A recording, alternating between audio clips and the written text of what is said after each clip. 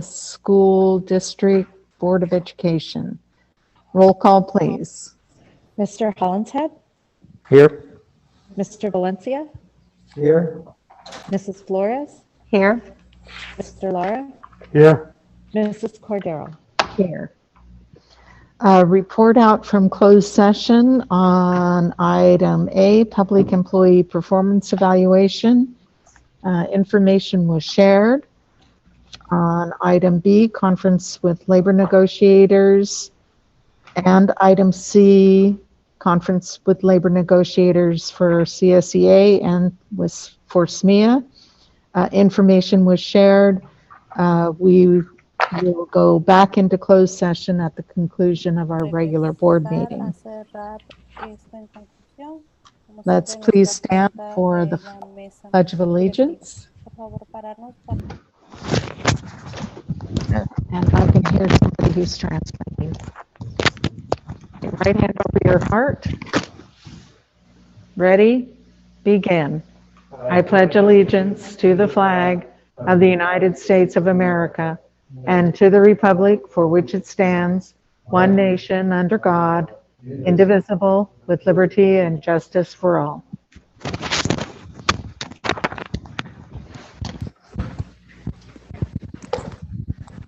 Our calendar of upcoming meetings, we have a regular board meeting scheduled for June 23rd, 2021 at 6 p.m.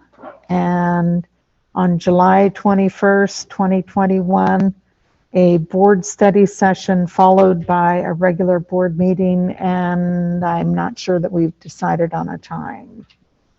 We have not. And with that, I'm going to turn it over to Superintendent Ontiveros for item D, recognition. And I'm going to promptly turn it over to Maggie White, who has put together a recognition, a virtual recognition. Normally we do our reception in the last couple of years. That hasn't been possible. So Maggie got creative and has put together a presentation for this evening recognizing our retirees. So Maggie, go ahead. Thank you very much. Yes, typically this time of year, we have a retirement reception where we honor the classified, certificated, and administrators who have retired throughout the school year. And this school year, we have 51 retirees. Some retired mid-year. For some, today was their last working day, and others will work through the end of the month. But we did want to make sure that we recognize them and the dedication and service and effort that they have given the district, the schools, the students, our whole community. Many of the people who are retiring have spent most, if not all, of their career in Santa Maria Bonita School District. And it's just unfortunate we cannot thank them in person, but we do want to make sure that they are recognized. And so I'm going to share my screen.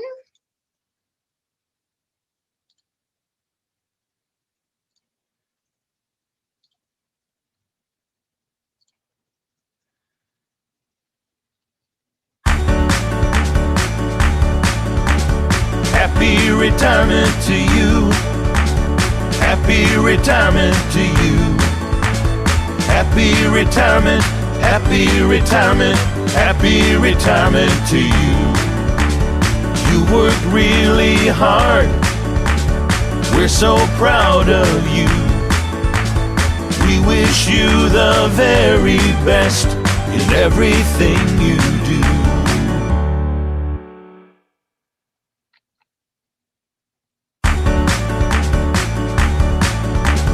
Happy retirement to you. Happy retirement to you. Happy retirement, happy retirement, happy retirement to you. You worked really hard. We're so proud of you. We wish you the very best in everything you do.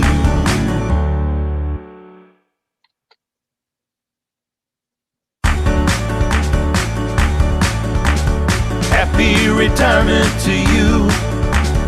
Happy retirement to you. Happy retirement, happy retirement, happy retirement to you. worked really hard. We're so proud of you. We wish you the very best in everything you do.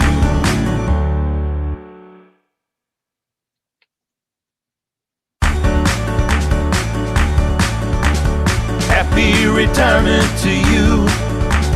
Happy retirement to you. Happy retirement, happy retirement, happy retirement to you. You worked really hard. We're so proud of you. We wish you the very best in everything you do.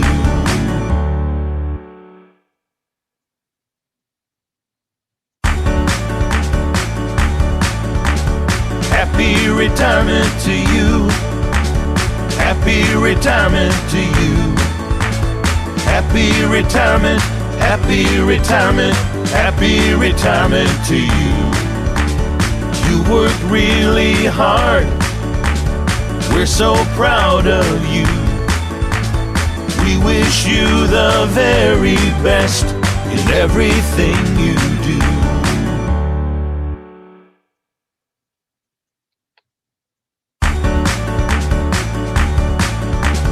Happy retirement to you. Happy retirement to you. Happy retirement, happy retirement, happy retirement to you. You worked really hard. We're so proud of you. We wish you the very best in everything you do.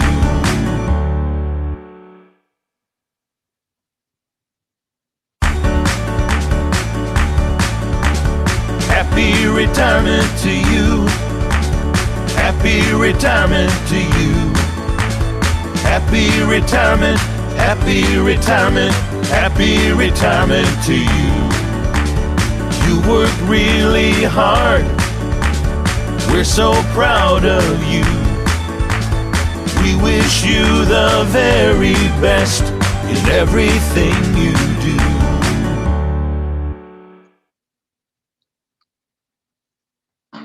Congratulations to all. Very impressive. My gosh. Some familiar faces there. Congratulations and best wishes to every single person. Enjoy. And I, just as an added, May 26th, the county had their recognition event, and I personally was not able to change my schedule to watch that event, but I do know that we had teachers that received awards and etc., and want to thank them for their work and congratulate them. So way to go, Santa Maria. Public comment, open session. The public comments are intended for members of the public to address the Board of Education on items involving the school district. Such testimony shall be limited to 3 minutes each, 450 words per person or subject, and 15 minutes total each topic. Did we used to have the word count in there? I don't think so. That came about because of emails. If an answer to a specific question is requested, the board president will, if appropriate, direct administration to respond in writing. And do we have public comment? We have one on an agenda item that I will hold. Okay. And we have some non-agenda comments that have been submitted. All right. So Please. the first is from Therese Brady, and it reads, Dear Superintendent and School Board, to begin with, the thoughts expressed in this letter are my own. Nobody, including SMEA, told me to write these ideas. I wrote this letter of my own volition and based on my experience of successfully going through the National Board Certification process 21 years ago. In an email Mr. Ontivero sent to the SMBSD staff on May 28, 2021, the Governor's May revision was attached. On page 10, under the heading Retention and Training, it states, $250 million one-time Proposition 98 general fund over 5 years for incentives for 2,500 highly qualified national board certified teachers that teach in high poverty schools to attract and retain them as mentors for other instructional staff. Additionally, the governor's May revision has language for $450 million to support teacher candidates in teacher residencies and other grow your own teacher credentialing programs, which our district is implementing, as well as language that states $25 million for the 21st Century School Leadership Academy to provide high quality learning for administrators and other school leaders, which the district has also already implemented. But let me get back to the topic of the funding for national board certification incentives. As a national board certified teacher in the area of middle childhood generalist, I can speak to the power and efficacy of going through the self-assessment process. Why certify? National board certified teachers, students learn more. A decade of research shows that students of board certified teachers learn more than their peers without board certified teachers. Studies have also found that the positive impact of having a board certified teacher is even greater for minority and low income students. Teachers improve their practice. Board certification allows teachers to hone their practice, showcase their talent in the classroom, and demonstrate their dedication to their students and their profession, and demonstrate a commitment to excellence. Schools with national board certified teachers are characterized by better teacher morale and retention and increased community involvement. Districts and schools that want to drive student learning recognize the power of board certification. In addition to myself, 7 other teachers in our district successfully went through the process of national board certification 21 years ago in the areas of middle childhood generalist and early adolescence math. In summary, do we need to take steps to recruit new teachers? Yes, and the district is. Do we need to educate administrators to be better prepared for 21st century schools? Yes, and the district is. It is equally important to actively train and retain. Is it important to actively train and retain our veteran teachers? Yes.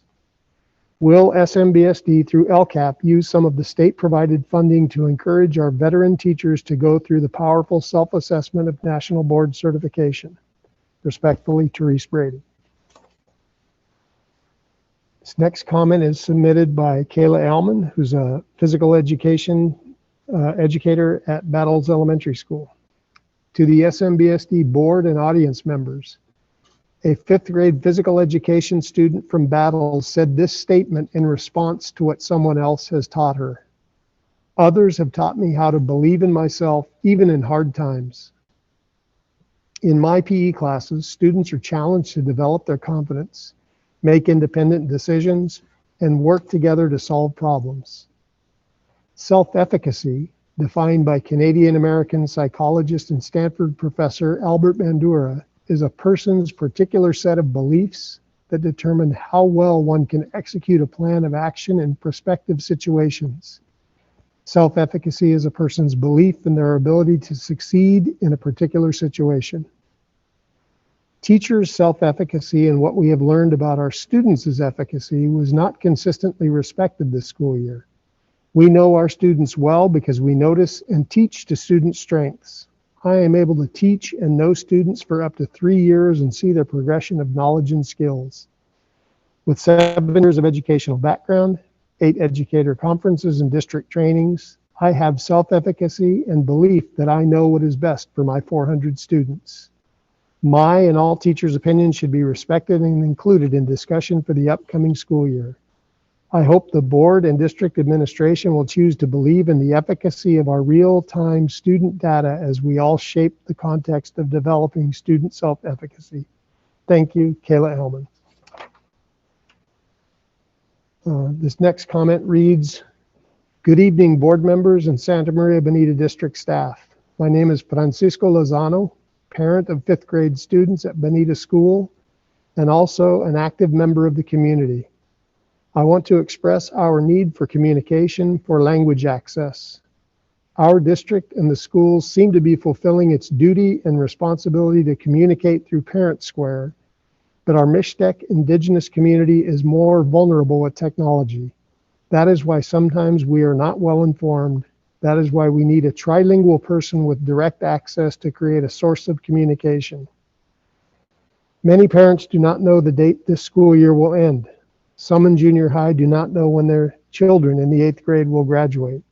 We also do not know what the plan is for the next school year. I believe that a year with the pandemic has been a learning experience for all on how to improve services and programs for students to be successful in education.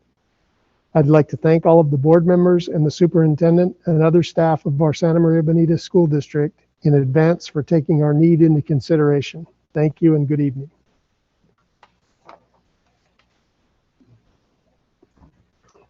This next comment reads, Dear school board members, thank you for considering the social emotional time added to our community students' schedule in this time of exceptional need.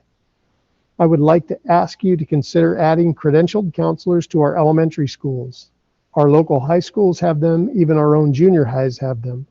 I don't need to tell you this, but it is critical to address social emotional difficulties early on, and waiting for middle school to have access to a credentialed counselor is not appropriate.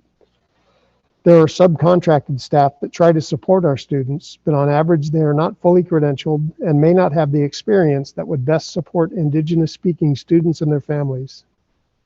Just like we expect credentials for our teachers, those that treat our most vulnerable students should also have them. These individuals should develop their expertise and relationships with our students, families, and teachers year after year. The current system leads to a high turnover rate and makes it impossible to build strong counseling programs at our elementary schools. My name is Anna Hune.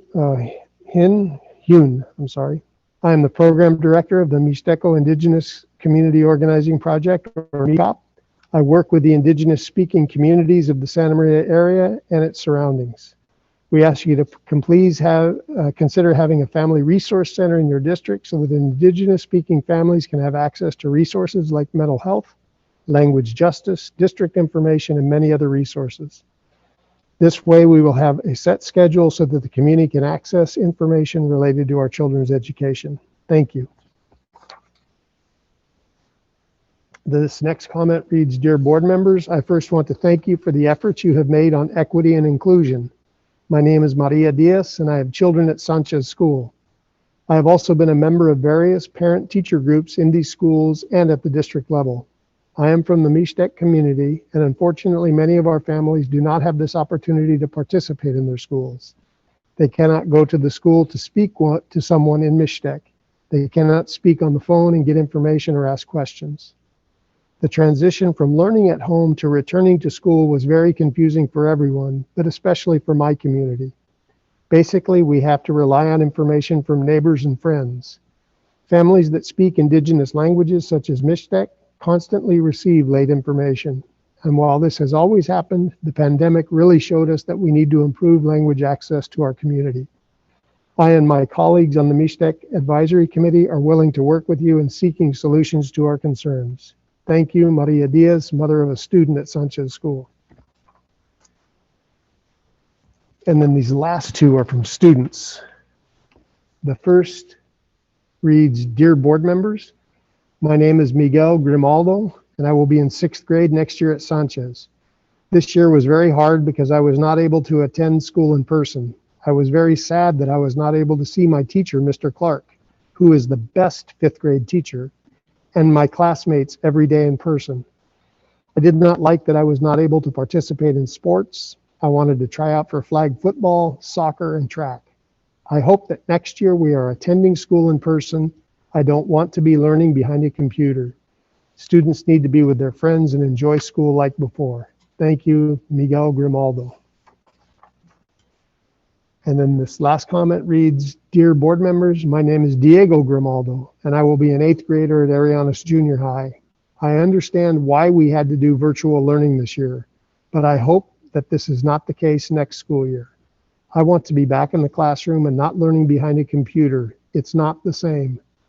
As a student who enjoys school, I want to have the opportunity to experience junior high and be able to participate in school clubs and sports. It's hard to understand why we can't play sports when sports have been allowed at the high schools the entire school year. Students need to socialize and be around their friends. Staring at a monitor all day is not healthy. I ask that you please consider in-person learning for next year and also allow sports to happen. Thank you, Diego Grimaldo. And that concludes the public comments. Thank you. I think that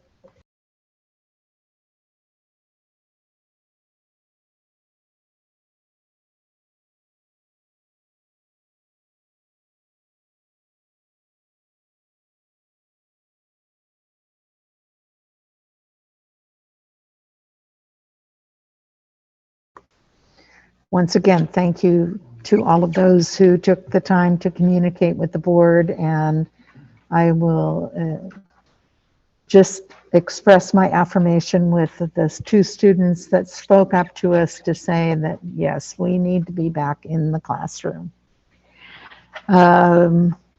Approval of agenda as presented. I would entertain a motion. I'll move to approve the agenda as presented.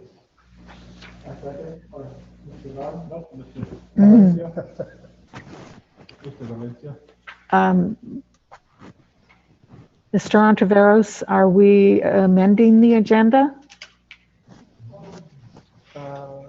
No, Yes. well, we will be pulling item 7A, Okay, so we need to do that now. but I would like to address it at that time. Okay, all right, so it has been moved by Mr. Hollinshead and seconded by Mr. Valencia to approve the agenda as presented. All those in favor signify by aye. Aye. Agenda has been approved. Consent agenda. Actions proposed for the consent agenda are consistent with adopted policies and approved practices of the district and are deemed routine in nature. They will be acted upon by roll call vote in one motion without discussion unless members of the board request an item's removal from the consent agenda, in which event it will be taken in the order indicated on the main agenda. Is there a motion? Motion to approve the consent agenda. I second. Okay, Mr. Valencia has moved and Mrs. Flores seconded. To approve the consent agenda as presented. All those in favor, say aye. We don't do roll call vote on that? We do? Yes, I'm sorry. Roll call vote. Mr. Hollinshead, Aye. Mr. Valencia, Aye. Mrs. Flores, Aye. Mr. Lara, Aye. Mrs. Cordero. Aye. Moving on to action items. Item A, Yes. 2020 to 2023 collective bargaining agreement with CSEA.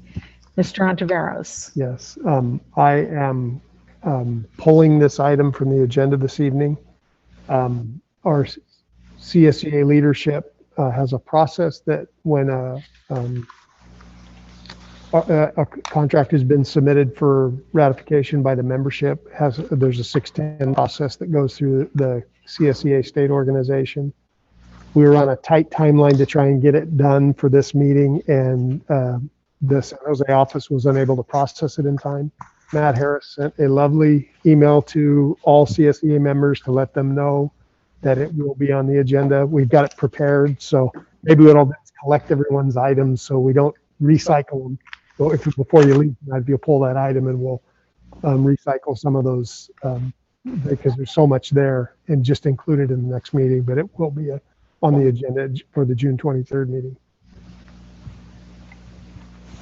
All right, moving on to item 7B, AMG and Associates Incorporated. Construct a Measure T Elementary School, bid number 5140, change order number 13. Thank you very much. Mr. Beecher? Yes, can you hear me? Yes. Perfect.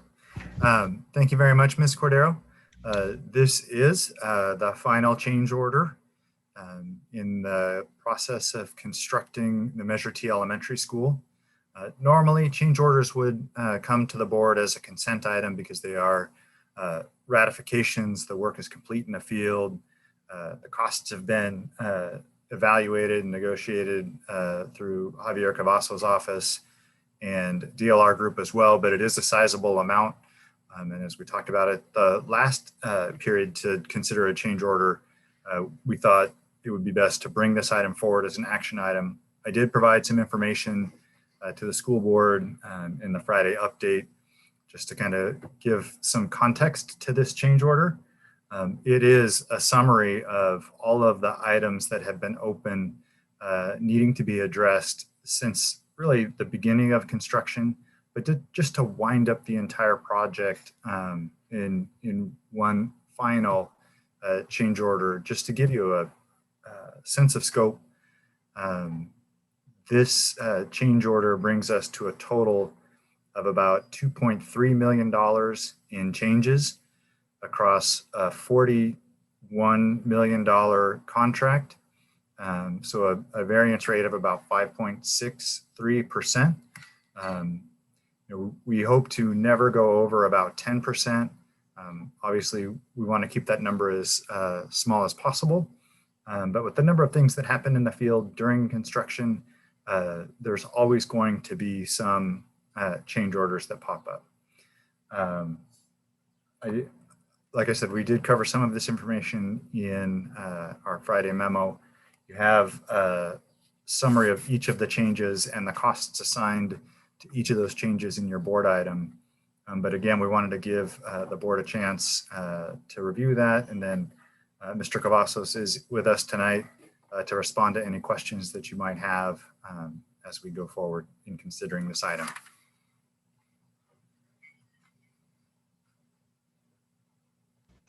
Are there any comments or questions? Yeah, Matt, were some of these, now these are all new changes that are being done now or have been worked on, and now that we're just trying to close it out? It's done. Mr. Cavassos, please. Yes. So as Matt had alluded to, this is actually going back to some of the first change orders that happened during the start of construction. Mm-hmm. So it's not just at the end that we incurred this cost. This goes back to the very beginning when we were pouring the foundation for the buildings and erecting the steel. So it is throughout the whole process of construction that we've come to the conclusion on resolving all the outstanding costs. Okay, all the change orders that were accrued during the building of the site. Okay. Yes. And to the specific question about whether or not the construction is going on with these changes, it is all complete. All of the work is complete on the site. All right, perfect. Thank you. It's just amazing to me. I mean, things like a mitered corner has to be listed and changed all the way to, overhead cord reels. I mean, size, safety, the hardware. Yeah. It's just, revised gauge, metal frame struts. All these things are. Is it when an inspector comes through and then they have to upgrade it, or they have to deny it and say redo it? That's part of that change also, right? Yes. So Okay. Specifically for school construction, we do work with DSA, and they do have the authority to come out to the field and make changes as they see fit. So a majority of the cost was due to the state inspector coming out, and there are times when they do approve these plans beforehand, but still there are differences between a set of plans and actually conditions out in the field. And so a lot of these changes are a result of the inspector to his discretion, practicing some safety and adding some additional components that were, again, for the benefit and the safety of the building and for the students. Yeah, perfect. All right, thank you.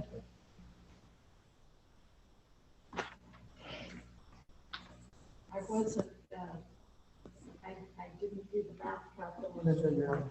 You're on mute again.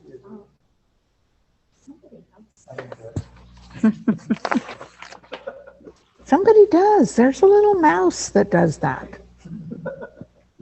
I'm sorry. I was saying I did not do the math calculation that Matt did, but when I was looking at the listing of the change orders, and as Mrs. Flores pointed out, some of them seem like, really?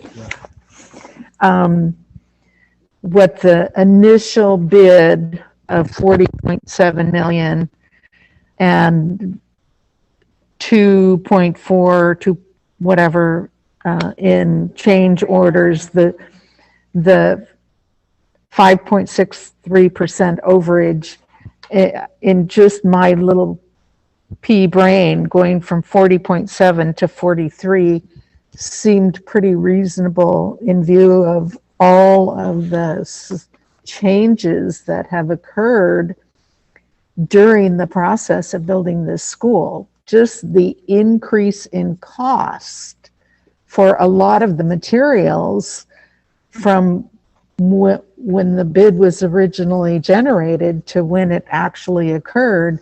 My personal thought was, gosh, we got off pretty easy with this. This is looking very good. So kudos to our construction firm for really, I think they must have been very prudent in the decision making, and to our district team for,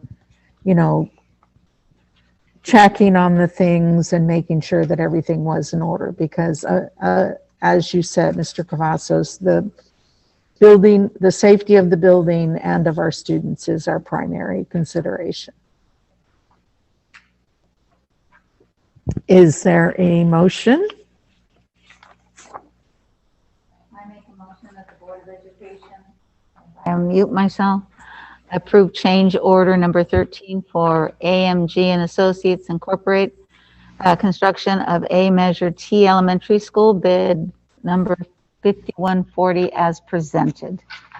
I'll second. Mrs. Flores moved. Mr. Lara seconded. The motion to approve the change order number 13 for AMG and Associates Incorporated, construction of Measure T Elementary School, bid number 5140 as presented. All those in favor signify by aye. Aye. Opposed? Motion carries. Moving on, item 7C, authorization to file notice of completion, AMG Associates Incorporated, bid number 5140, construct a Measure T school. I want to hear a big cheer once we get this approved.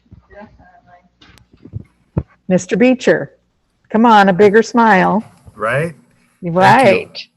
Thank you, Ms. Cordero. Yes, normally, notice of completion is something we also put on the consent agenda, but because we had to wait for the change order to be approved and get to a final cost, we couldn't complete the school and provide the certification until after that was completed. So we do have it as an action item this time, at this time. But you are correct. It is a celebration. And I tell you, it warmed my heart to watch that video that Ms. Lathery shared with the board several weeks ago with the students and the tour and the colors. It is just a wonderful thing to see that open up and then have students start to occupy, use, and learn in that facility also is a wonderful thing. And so we are definitely celebrating that with this notice of completion. Normally just a paperwork process, but really a celebration tonight. Mr. Cavazos and his team, Scott Roy before him, also put in a great deal of work to push this through. Mr. Giacomazzi and the folks at AMG have worked really hard to make sure that the school is completed in accordance with the drawings as inspected by our inspector, David Michael, who was on the job as much or more than anyone else to make sure it was completed and that all of the guidelines were followed. And Ms. Flores, you brought up the comment about the detail with which this change order is outlining those additional costs. And that's because the specifications are really that detailed, down to what kind of fastener you're using, what kind of concrete, what mix, all that stuff is called out. It's a part of the bid. And so when it changes just a little, that change gets identified and costed. So it's a big project, it's a big process, and it happens in those little teeny details. But I'm happy to bring this for your consideration tonight and approval to file this notice of completion and have this school open as we all hope and expect all day for all students next year. And if I could just mention too, that thanks to the folks who pounded the pavement and knocked on doors to get the bond passed. Amen. And the people who followed up with that, and you guys, Matt, for seeking out and getting that bid, and what a great outcome with AMG. But yeah, the bond people not to be forgotten for sure. All the people in the district did a lot of hard work canvassing, and the community came through.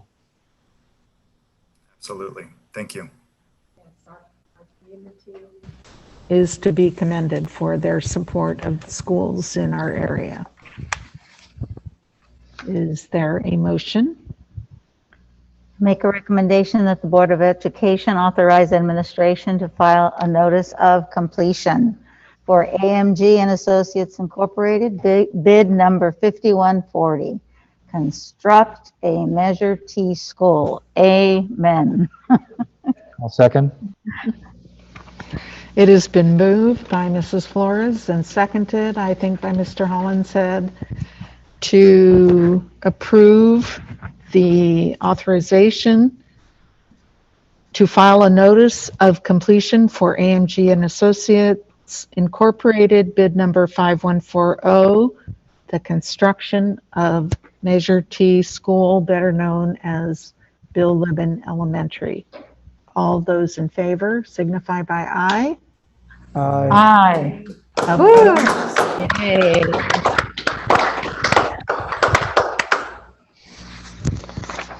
Man, I remember when Phil came and said, Vita, we need to do a bond. Yeah. I want you to take a picture so we can put it on the flyer. God, that was the beginning. Okay, moving on to item 7D, Resolution 20-21, Local Agreement for Child Development Services, Contract Number CSPP-1546, California State Preschool Program Project Number 42-6912-00-1. Ms. Dutra. Thank you, Board Member Cordero. Jennifer Loftus will be speaking to the next 3 items on behalf of Instructional Services. Thank you. So this evening, I have 3 pre-K related resolutions for you. The first is an annual resolution to continue our partnership with the state in continuing our state preschool programs. Are there any questions about this resolution?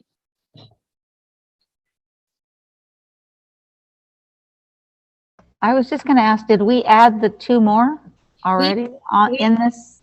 We did this year. We added Libin and Liberty Elementary this year, bringing our total to 11. Okay. We have added on Arianas Elementary School next year, bringing our total now to 12. 12. All right. Thank you. You are welcome.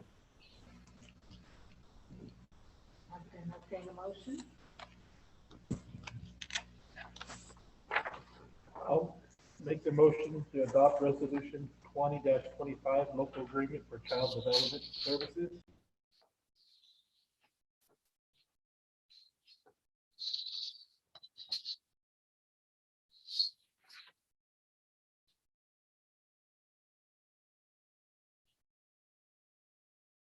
Mr. Laura moved and Mrs. Flores seconded the motion to adopt resolution 20-25.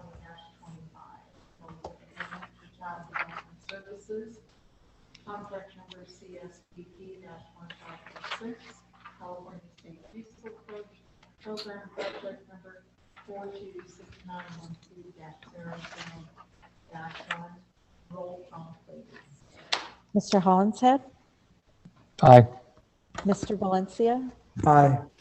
Mrs. Flores, Aye. Mr. Lara, Aye. Mrs. Cordero. Aye. Thank you. Item 7E, Resolution 20-26, local agreement for child development services, contract number CPKS-1090, pre-kindergarten and family literacy program project number 42691200. Again, Ms. Loftus. Yes, and this is the second annual resolution. It's a part of the larger grant, but specific to family literacy for our state's preschool programs. Are there any specific questions regarding this resolution? Is this the all-day kindergarten?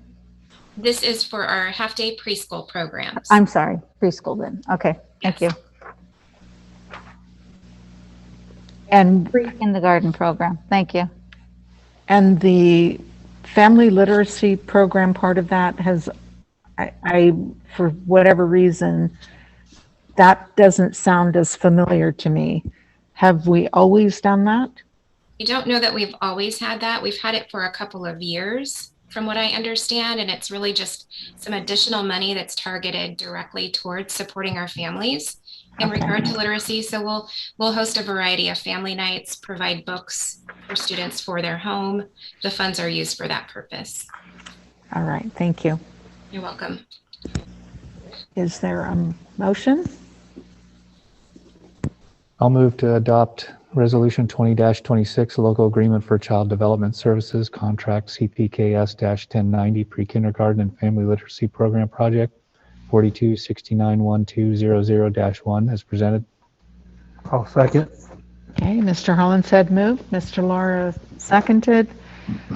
The motion to adopt Resolution 20-26, local agreement for child development services, contract number CPKS-1090, pre-kindergarten and family literacy program project number 42-6912-00-1. Roll call, please. Mr. Hollinshead, Aye. Mr. Valencia, Aye. Mrs. Flores, Aye. Mr. Lara, Aye. Mrs. Cordero. Aye. Motion passes. Moving on to item 7F, Resolution 20-27, opening of a new California State pre-kindergarten program at Arianes Elementary. Ms. Loftus. Yes, and so this is the third and final resolution meeting, and this one is exactly as you stated. It's just a resolution providing permission for us to go forward in opening this additional pre-K, state pre-K program at Arianes Elementary School, effective next school year. My question, is there a room there already designated for it, or will we need to put a portable or modular in place? We do have room at the site for this program. The classroom that will be used was previously used by Head Start.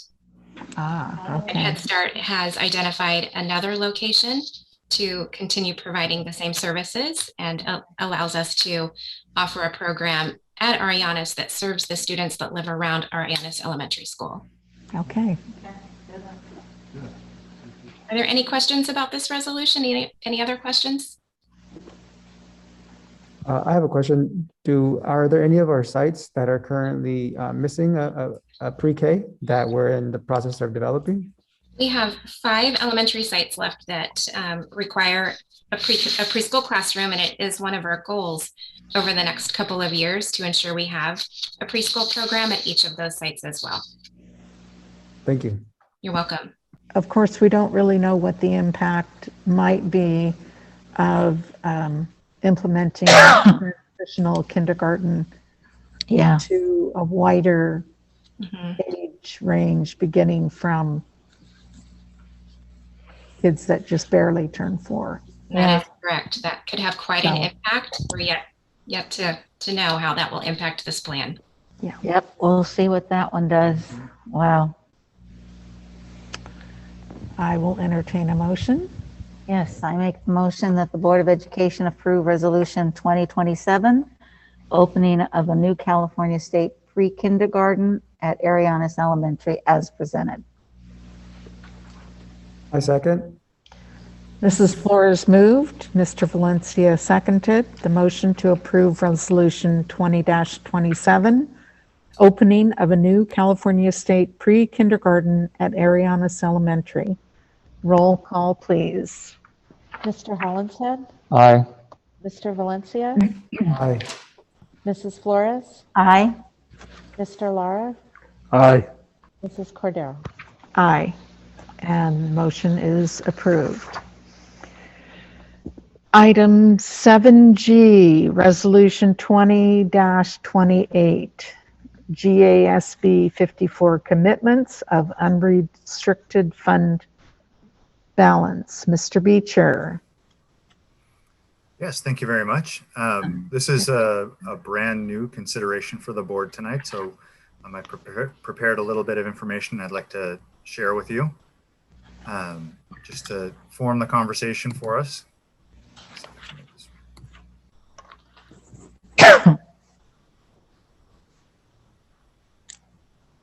You are seeing my resolution to commit? Excellent. So coming with the governor's budget as it's proposed and also as it's modified so far by the proposal from the legislature, there will be the creation of the need for us to comply with the 10% cap in unrestricted general fund balance. It's been talked about for a number of years now. And we started inching closer to that 18 months ago or so. We thought as of last year that it would likely slip further down the road. But with this state budget, it looks like that will occur. And so that's part of the reason for bringing this item for the board's consideration tonight. So as Ms. Cordero mentioned, GASB 54, which is the Governmental Accounting Standards Board, they provide statements on standards for how to do all of the accounting necessary inside of a government financial statement so that users can, an informed user can use those financial statements to make financial decisions. You have here what I've copied from the district's board policy on fund balance that describes how you classify the different components of fund balance. So you have non-spendable funds, restricted funds, committed funds, assigned funds, and unassigned funds. Some of you may have had experience with these descriptions before. Most of us are really familiar with restricted fund balance because we understand the nature of unrestricted funds and restricted programs. But this is how we classify fund balance at the end of the year and at each of our reporting periods. So in the May revision, you can see that with the increase of funding and the state's deposit in the rainy day fund, the cap does trigger for us. Originally, it was much lower than 10%, but the law has been modified and also provided a few exceptions to the 10% cap requirement. The resolution that we've prepared for the board's consideration tonight makes two commitments. One is to commit an additional 14% of fund balance into what the Government Finance Officers Association says is a prudent reserve. What they recommend as a best practice for municipalities is a 17% reserve, or in their own terms, 2 months worth of operating expenses, as a way to make sure that you can adjust your operations for the unknown. Since we already have 3% set aside in the required reserve for economic uncertainties, we think it's prudent to add another 14% to be in alignment with that recommendation. And then the other set aside that we would recommend the board commit is for the upcoming textbook adoption for mathematics. We're estimating that cost to be around $4 million. At one point in time, textbooks came with funding directly from the state in a restricted program. And so those funds would come and sit in their restricted fund balance and wait for the adoption cycle.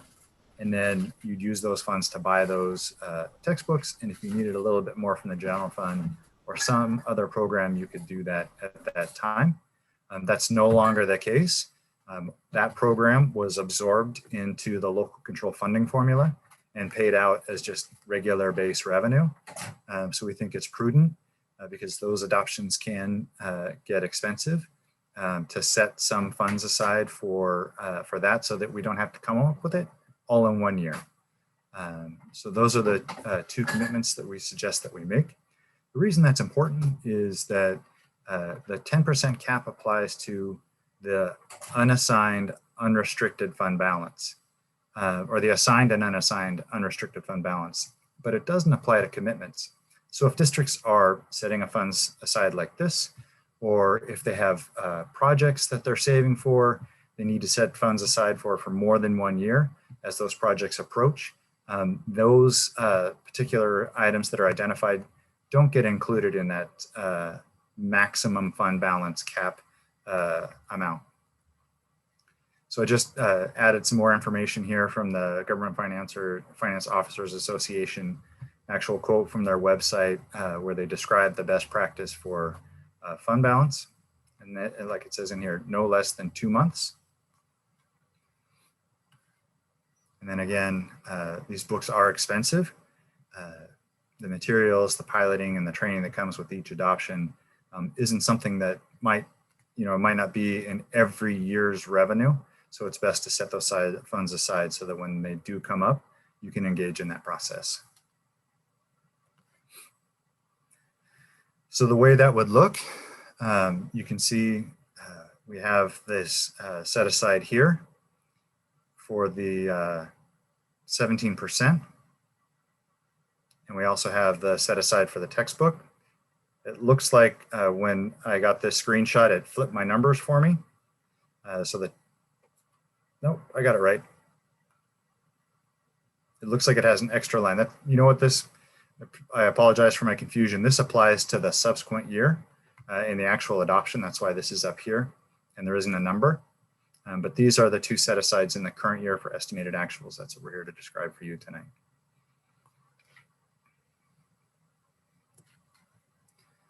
So in the future, these commitments can only be changed with board authorization or by using them for their committed purpose. So if we were to go out and purchase those textbooks, that set aside would automatically be absorbed into that purchase and there would no longer be a commitment waiting for it. But it is expected that we're going to continue to investigate other needs and make other additional commitments if necessary. And we'll bring those back to the school board for consideration as well as we develop them. So we have no other textbook adoptions until 23-24? The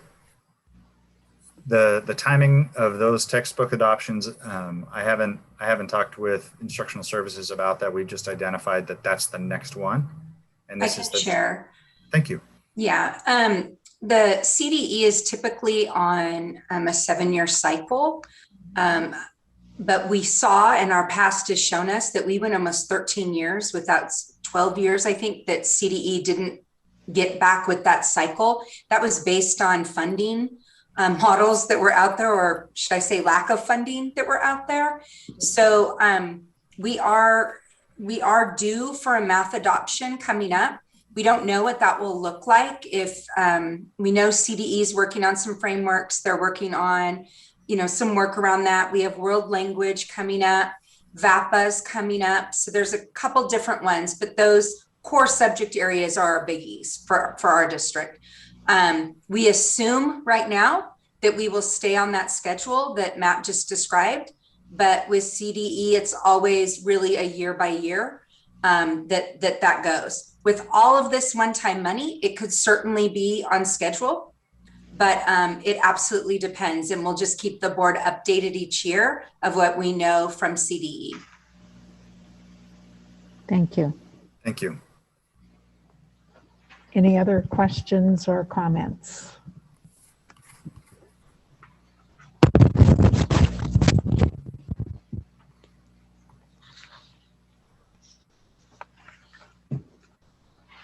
Actually, I do have a question. Who typically sits on the committees to adopt either the math textbooks or other books? Thank you. We do a piloting process, which is pretty standard across districts, where we try to get as many teachers as possible to pilot the materials. And we go through the whole process where we're getting constant feedback from them. And we usually look at we narrow it down based on teacher input. We usually look at 2 different ones. Again, that's pretty typical for a pilot. And then half use one and half use the other. And then we're able to determine through teacher vote which one was better. What always works out well in a pilot is you never take anything to a pilot that you aren't willing to adopt, right? Because you wouldn't want teachers piloting something for 2 months that you actually don't think is that good for kids. So whenever we get to that pilot phase, it's always a program or 2 that we believe would be good in our system. And then we want teachers to look at usability and, is it everything that we believe it to be? And the last 2 adoptions, they've been pretty landslide with what teachers wanted. And then we go with that one. But it's a pretty long process. Thank you for answering that, because especially if we're going to be investing so much, right? They better be books that are going to be helpful for our students, right? And that the staff believe are going to be effective. Yeah. And I would be remiss if I didn't just add this piece in. We have to look through the adoptions that we can consider are the ones that are approved by CDE. And so we're provided a list of those. And then that's where we start the investigation from, right? And then as a district, we also have some requirements that we put on ourselves. Like some districts might not have to look at whether or not that comes in a second language. Our district, that's something that we look at, right? We wouldn't consider an ELA adoption unless it also came in Spanish. But some districts don't have to have that. So we also do a few local context requirements for our district. But again, it's all pretty standard operating business. Any other comments or questions? I would entertain a motion. I motion that the Board of Education approve Resolution 2028 GASB 54, Committed Funds Balance, Supplemental and Concentrated Funds as presented. It has been moved by Mr. Valencia, seconded by Mr. Laura, to approve Resolution 20-28 GASB 54 Commitments of Unrestricted Fund Balance as presented. Roll call, please. Mr. Hollinshead? Aye. Mr. Valencia? Aye. Mrs. Flores? Aye.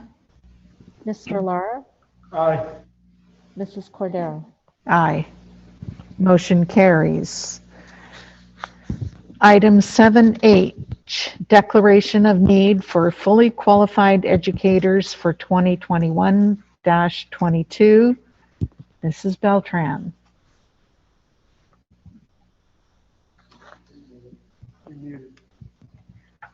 No, it shows I'm not I'm muted. sorry, I was muted. I'm so sorry. Oh, And I was talking. Sorry about that. Good evening. Thank you. Every year, the state requires a declaration of anticipated shortages of fully credentialed teachers for the subsequent school year be approved and placed on file in the event we need to hire any teachers on emergency credentials. Throughout the state of California, specific teacher shortages continue, especially in the areas of special education, mathematics, and science. This form is completed based on possible needs, and the district is requesting the board adopt the attached declaration of need for fully qualified educators for the 2021-2022 school year. Are there any questions that I may answer? Hey, hi. I guess part of the question is we saw a lot of retirements there, so we're putting a lot of feelers out there. I know from the process that my daughter's going through right now with applying to districts, a lot of districts haven't even started to fly positions. How are we positioned for that? Have we already gone out on EdJoin and started to put stuff out there and solicit applications? Great question. We have been since March posting positions and filling them as they occur. As our teachers transfer into different positions or as we get additional retirements or resignations, we then post those.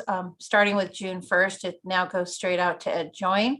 But we currently have about 5 vacancies, mostly 4th, 5th, and 6th grade, and then a few others. It's just this form is in case we have additional. We are actively looking for special education teachers. We have, I think it's 4 vacancies still, but we have interviews scheduled for tomorrow, Friday, next week.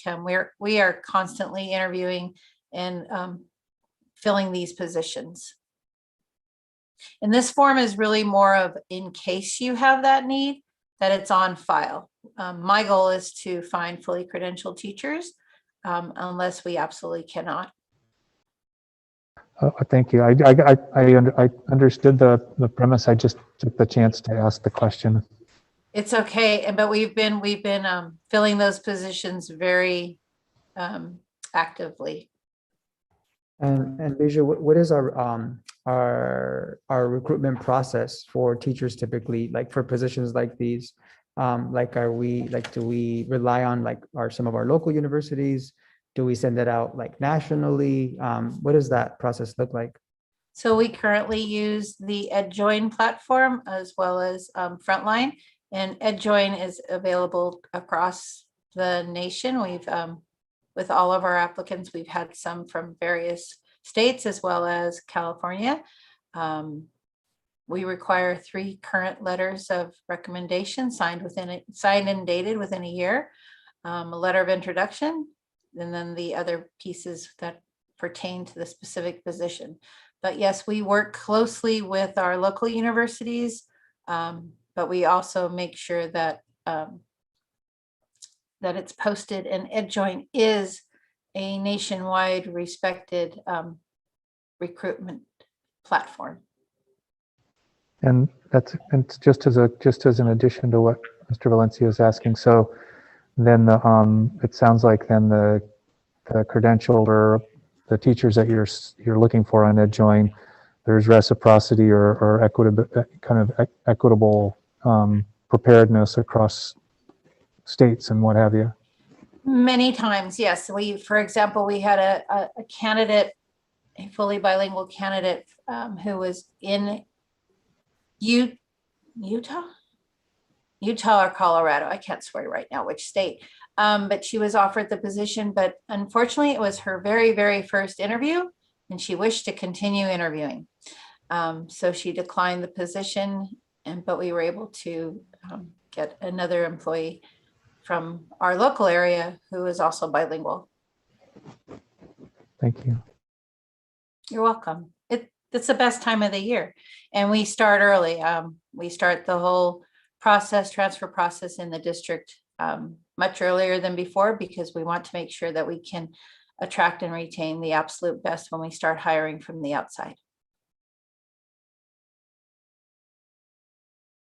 Any other questions?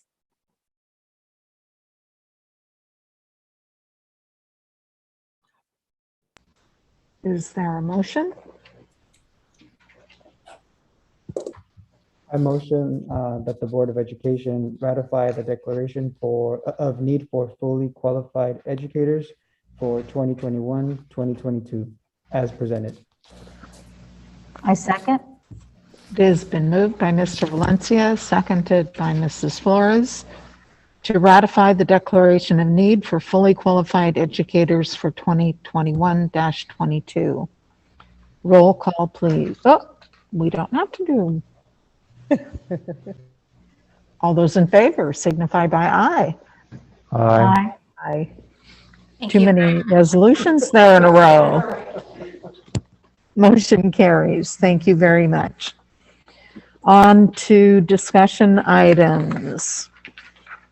Items 8A, public hearing on the local control and accountability plan / learning continuity plan annual update. Ms. Dutra, I'll let you speak to this before I declare the public hearing open. Thank you. I'm sure you know I will be passing discussion items A and B to Ms. Herrick and team to present. But I have to say, I always thank the team, but this one has been even trickier than normal. Poor, Ms. Herrick and this whole team, we just received the template from the state in the last 48 hours.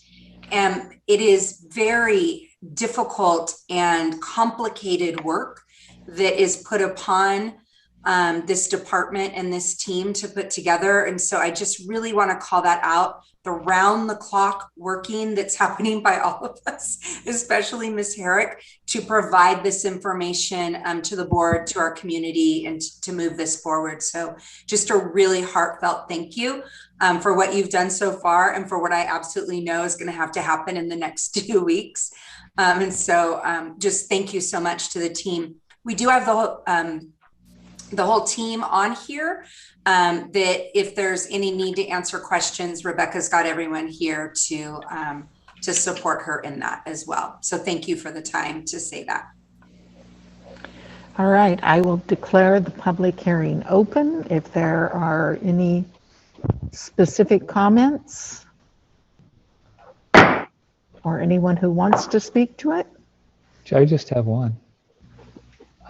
How we have a public hearing if there's no public?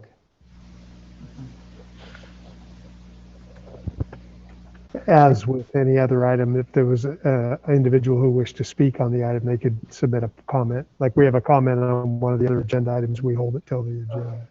It is a little odd. Yeah. Yeah. Yeah. We also have public online.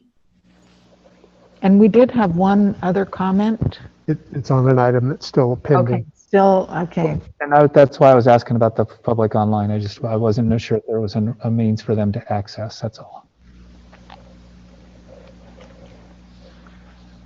Let's see, no one raised their hand or anything. I will declare the public hearing closed. I just like to, hammer. I like that hammer. Watch out. The authority. On to Move your fingers, Ricky. the actual plan. The annual update. So anything additional, Ms. Dutra, that you wish to say, or should I hand it over to Mrs. Herrick? Mrs. Herrick is perfect. Good evening, board members. Thank you, Ms. Dutra. And I also want to say good evening to Superintendent Ontiveros, cabinet members, and our stakeholder members that are in the audience. So as Ms. Dutra shared, this evening I will be reviewing the LCAP plan, which is one part of the LCFF funding formula. As a reminder, although the dashboard, the California System of Support, is still on pause, our work on the LCAP has continued. We started our work on the 3-year plan at the end of 2019-2020 school year, took a pause on it, and worked on the learning continuity and attendance plan for this school year which was approved by the board in September. So the LCAP has many parts, the annual updates. It also has the plan itself. And then at the very beginning of the plan, we have the local control funding formula budget overview for parents. The budget overview includes state and federal funds. It includes the LCFF supplemental concentration grant funds that are within the LCAP plan. And as a reminder, the federal funds that are part of our LCAP federal addendum were approved by the board in the fall. The budget in the actual plan this year is broken down in a different manner versus how this was done in the past LCAPs. It is very transparent. It calls out personnel cost and the cost for services. It is important to know, and for our stakeholders to know, that of over the 52 million in the LCAP, over 35 million is allocated towards certificated and classified supplemental staff.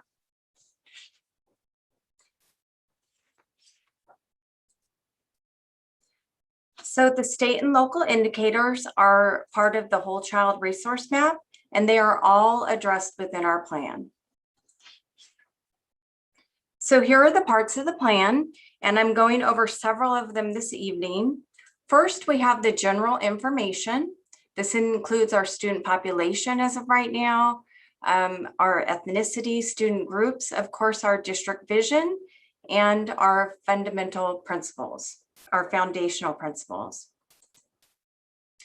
It includes the stakeholder engagement section, and this section is a report about how we engage stakeholders. We have to be very specific. We must include some of the stakeholder recommendations as they are aligned with the goals. This part will be updated since we had the public hearing this evening, and it will also be updated if there's any final input from stakeholders between now and June 23rd. We have our 7 goals that we've gone over. And finally, the last part is the increased or improved services for foster youth, English learners, and low-income students. This is where we have to outline what services are for all students and what services are directed towards student groups, such as foster youth, English learners, and students with disabilities. This is a very critical section in the back of the plan. The next section is the reflection section, and it includes our successes and it identifies our needs. This first part on the successes is from the dashboard. We improved our math and ELA performance. We met all 8 of our local indicators. We have had a lot of professional learning to support high quality grade level instruction. And we've had a lot of upgrades for system-wide technology. Planned actions to maintain this progress include a comprehensive multicultural system, expanded equitable access to resources to meet students' academic and social emotional needs, system-wide technology maintenance and upgrades, and ongoing professional learning, and a comprehensive assessment system. Our identified needs, as shown on the dashboard from 2019-20, we need to continue to reduce student suspension, reduce chronic absenteeism, and improve English learner performance. We also have identified the need, the district's significant disproportionality need, and that needs to be aligned within our plan. Our planned actions to address these needs includes expanded equitable access to resources, professional learning in order to increase access to grade appropriate assignments, strong instruction, deep engagement, high expectations, increased support for our English learners, college and career readiness plan, refined referral pathways, our sealed biliteracy program, expanded counseling, and continued partnership with outside agencies. So I'm going to start now with each of the goals, starting with our first goal, our maintenance goals that support systems. And I'll just share a reminder, I'll put up on the screen the state and local priorities that align with each goal. I do want to point out that basic conditions, this includes that students have access to materials, facilities in good repair, and teachers are appropriately assigned. So these are the first actions 1 through 1.7. As I go through these, you're going to see the funding as well. I want to explain this. For example, for 1.1 Common Core State Standards, aligned supplemental instructional materials. The district has allocated a small amount of funds for this action and service. The far left column is marked with an X for site funds. Any action and service that the sites are aligning their plans with is marked, but the funds are not there yet because school site teams and school site council members are still finalizing their school plans that will be presented to the board on June 23rd. There is around 4 million supplemental concentration grant dollars that are allotted to school sites that are within the LCAP budget. So action 1.2 and 1.3 are about technology. Action 1. There's 1.3. 1.4 is technology software. 1.5 is library media services. This includes our full-time library media clerks, our supervisor in the IMC, and then school level, they do a lot of literacy enrichment at the site level. 1.6 is our PE teachers for elementary schools. And 1.7 is our fine arts. So I do want to let you know that at the stakeholder meeting, one of the stakeholders noticed that there were 9 band teachers. And this was put on pause when we went into the learning continuity and attendance plan. But we have put in that statement of need, and we are going to be hiring that 9th teacher. So for goal 1, we also have 1.8 through 1.13. 1.8 is for GATE. We increased the support in order to be able to test more students for our great GATE program. Many were not able to test this year. We have expanded learning opportunities, including our support for the ACES program. And then we have our additional night custodians. We have support for district-wide systems, and then some sites have the AVID program. And now I'm going to turn it over to Mr. Riki, our Chief Technology Officer, who is going to update our team concerning our technology, where we are at and where we are headed for the next 3 years. Thank you, Ms. Herrick. Good evening, board members. I have just a couple of slides for you this evening, really with just a focus on some appreciation and thanks for the huge efforts done by all staff throughout the year to make these things come together. But before I do that, I did want to share some data with you on this first slide to tell some of the story of our successes. On this graph, you can see that we have been consistently very successful with getting our students connected to their classroom teachers. Specifically, the number that's highlighted there, the 2,527, that's a number of students who joined on a Saturday and made some sort of connection, right, to their curriculum, to their content. And that all happens because of teachers really motivating their students. So that's a huge success. If we take a look at the next slide. This gives you some examples of really what the students are doing with their time. One of the things I get really excited about this is that I see that our teachers are asking their students to demonstrate knowledge in all sorts of different ways. And I think that's great because we all know we all learn in different modalities. So here we can see that teachers are challenging their students by sharing their knowledge graphically, orally, interactive quizzes, and through the written word. So it's wonderful to see that we have this vast assortment of platforms available and that our teachers are embracing all of them. Next slide, please. As you all know, enormous efforts were made to help leverage the technology that we had and to identify the classroom technology we needed throughout this year.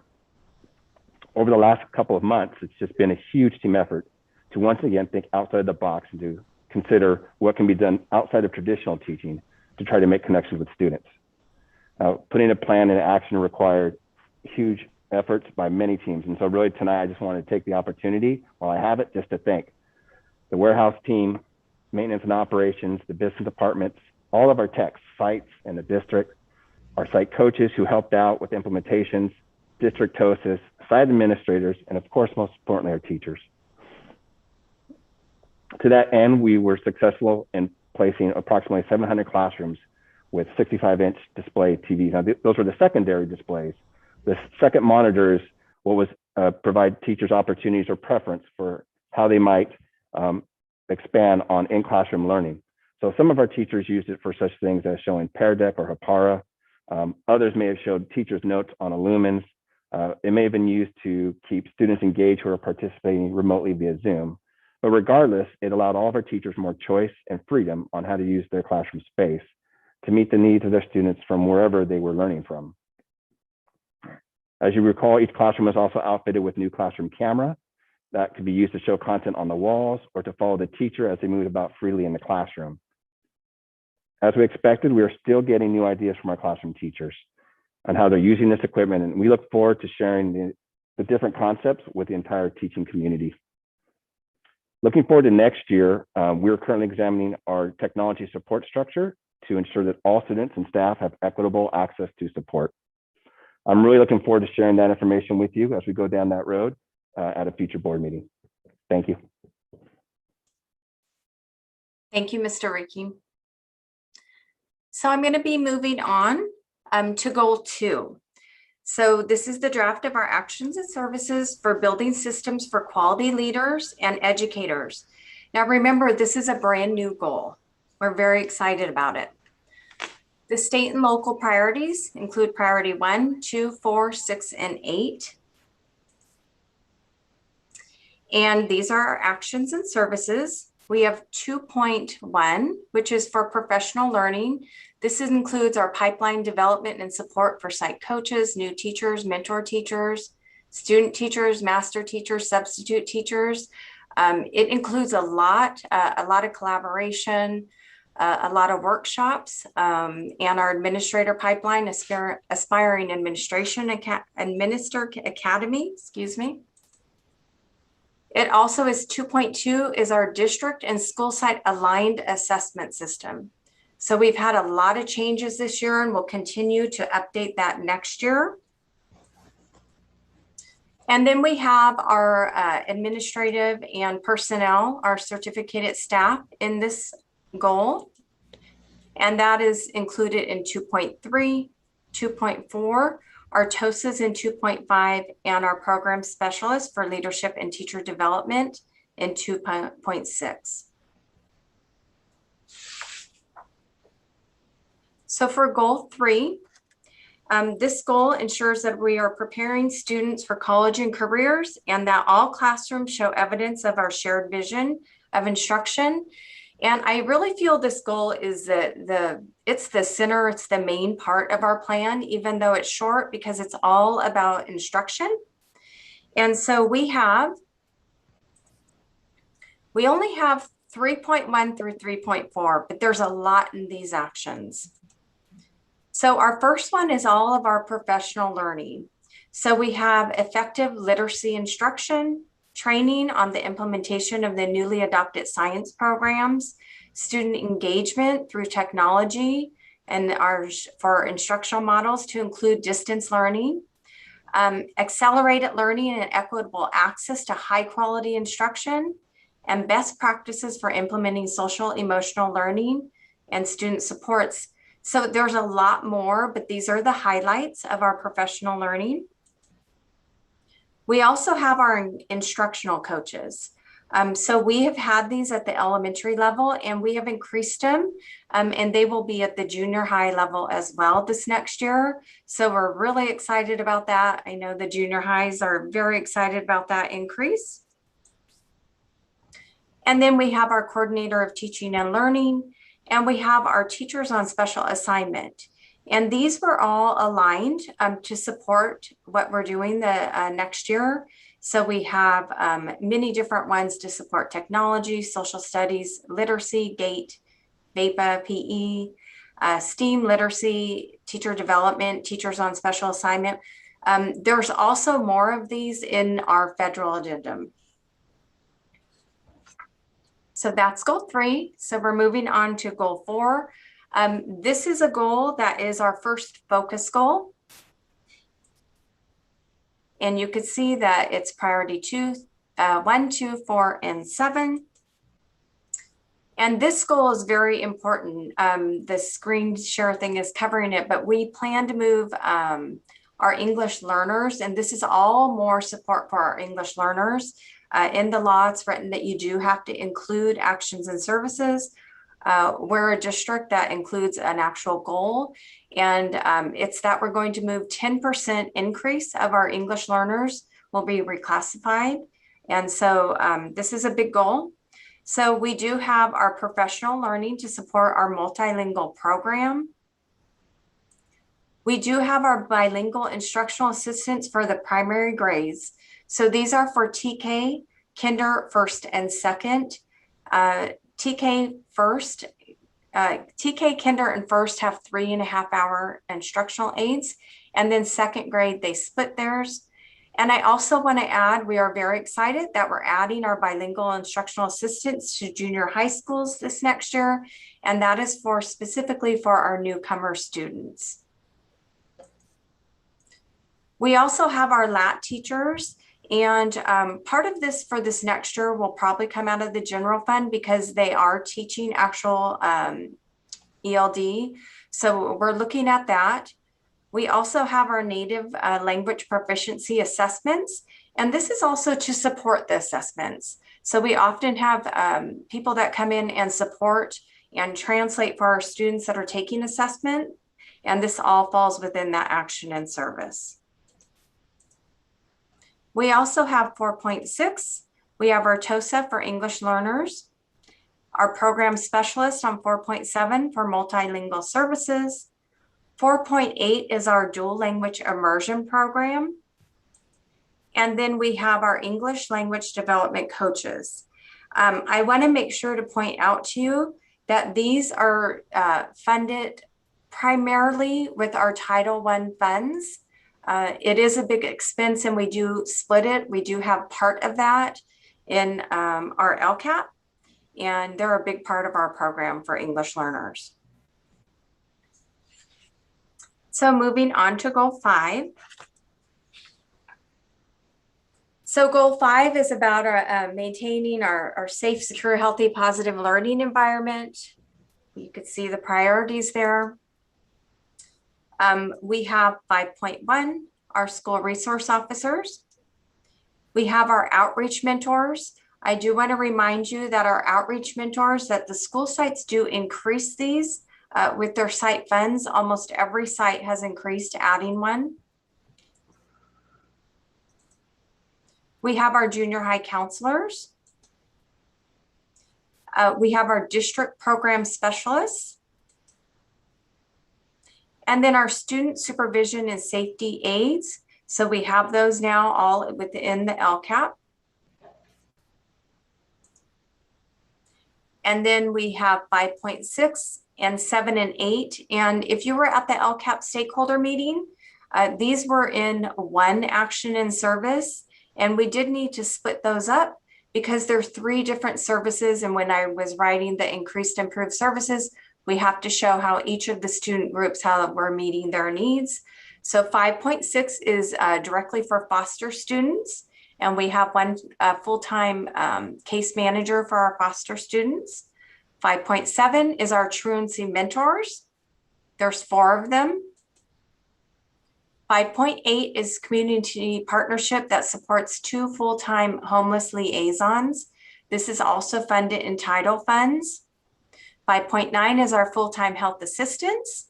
And then 5.10 is our certificated teachers for our junior high opportunity classes. We have 5.11 for teen court and our marriage and family therapist and our school-based therapist. And again, this is a really high cost, but we do have a lot of the schools that increase the service.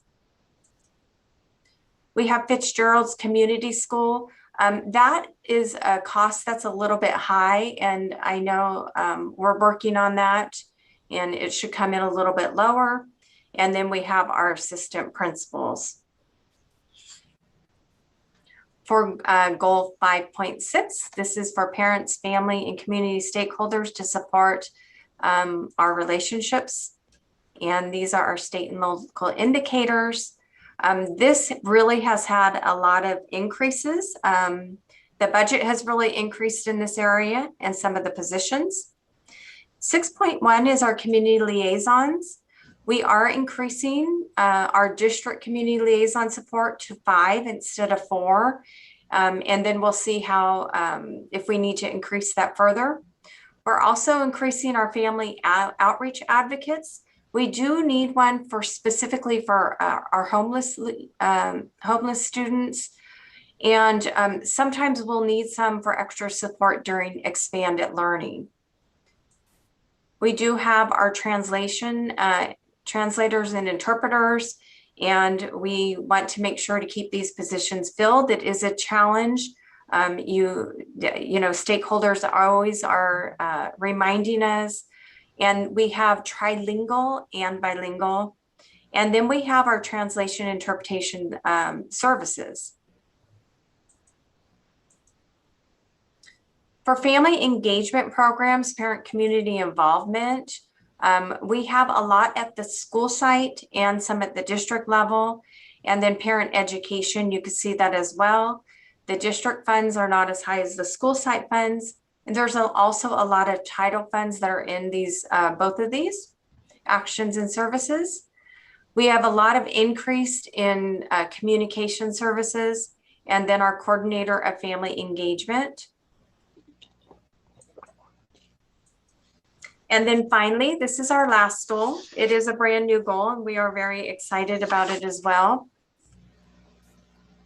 This is our goal that aligns with our diversity, equity, and inclusion program. So for 7.1, we have our multilingual, culturally relevant professional learning. We have a lot involved in this. 7.2, we have our TOSA, our culture climate TOSA. We have our new state seal biliteracy pathways programs, and we are leading the way on this. And then our junior high department chairs. We have our deans that are at junior highs.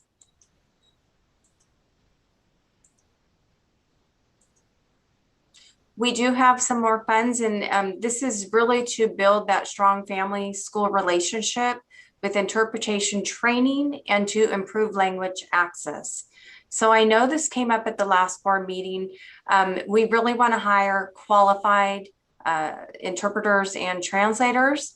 And then we do also want to train those that are at the school sites that are doing that work. For example, bilingual instructional assistants. We're excited if we're able to get them through some of the classes that have been provided. Also, our social emotional data instruments. This includes our panorama and any other instruments that we might need for assessments. This is where our increase of preschool programs comes in. And we did move a lot of this over from our title funds into LCAP. We have our supplemental supply and programs to increase access to elective courses offerings for junior high. We do anticipate that we will need to increase these funds over the next 3 years. And then we have our funds for social emotional learning support. And this is also at the site level. We do have our college and career ready experiences. I do want to remind you that this includes our college field trips, and we didn't have these last years, but we're hoping that these come back. And it's also at the site level. One of the ways to increase equity is to realize that not all of our sites are able to raise money through their PTA or PTCs to fund buses, admissions, and other costs for curriculum aligned enrichment field trips. And so we do want to make sure that this is action and service is in the plan to include busing, and that's at the site level. So they could spend their funds that way. And a lot of them have allocated more funds that way. So that includes all of the goals. I know that was a lot that we went through. So at this time, I wonder if there are questions or some thoughts that you might have.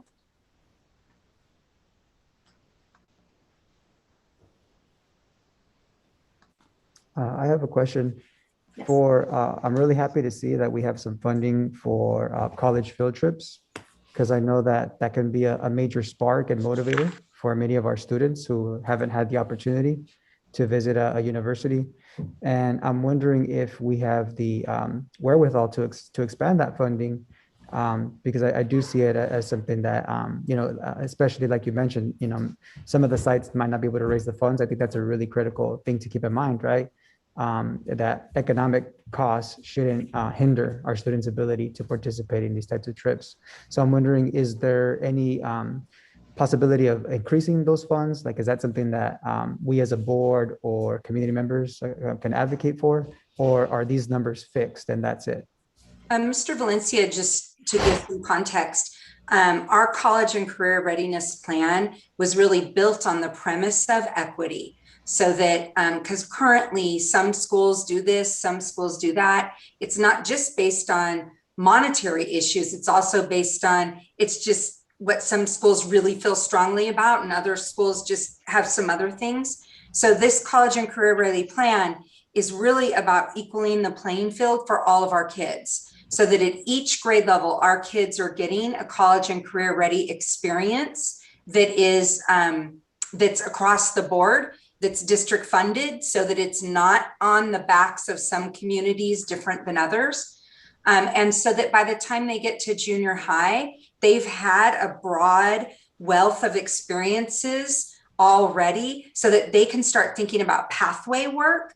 And again, then they start into that career cruising work with Zello, and then it really poises them for high school. So that really was the intentionality of our plan, so that things were not haphazard and that people didn't have to fundraise at one school and not at another, but really that we were looking at all the different industries and business sectors and ensuring that our kids were getting a variety of experiences that were equitable across the system. I really appreciate that equity lens, because I know that that's been an important focus, right, for our school board, right, with our diversity, equity, and inclusion policy.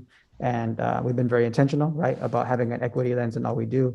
And so if as a board, if, like, for example, I as an individual board member wanted to advocate for an increased allocation of the 80K towards college field trips, for example, is that something that we would discuss here? Is that something that we discuss at the next board meeting? How does that work in terms of either increasing those funding amounts, decreasing them, or are those like stagnant amounts? I think that's the intention of tonight, right? Is that we're presenting the LCAP in a draft form and then getting your feedback. And so I know that we've already all taken notes saying feedback from board member Valencia is, let's look at the amount that we're providing for our college and career ready plan. And as always, I feel like we say this now for a year and a half, it's dependent this next year on, will we be able to pack kids onto a bus? Because we all know that half of the fun of a field trip is a charter bus for kids, right?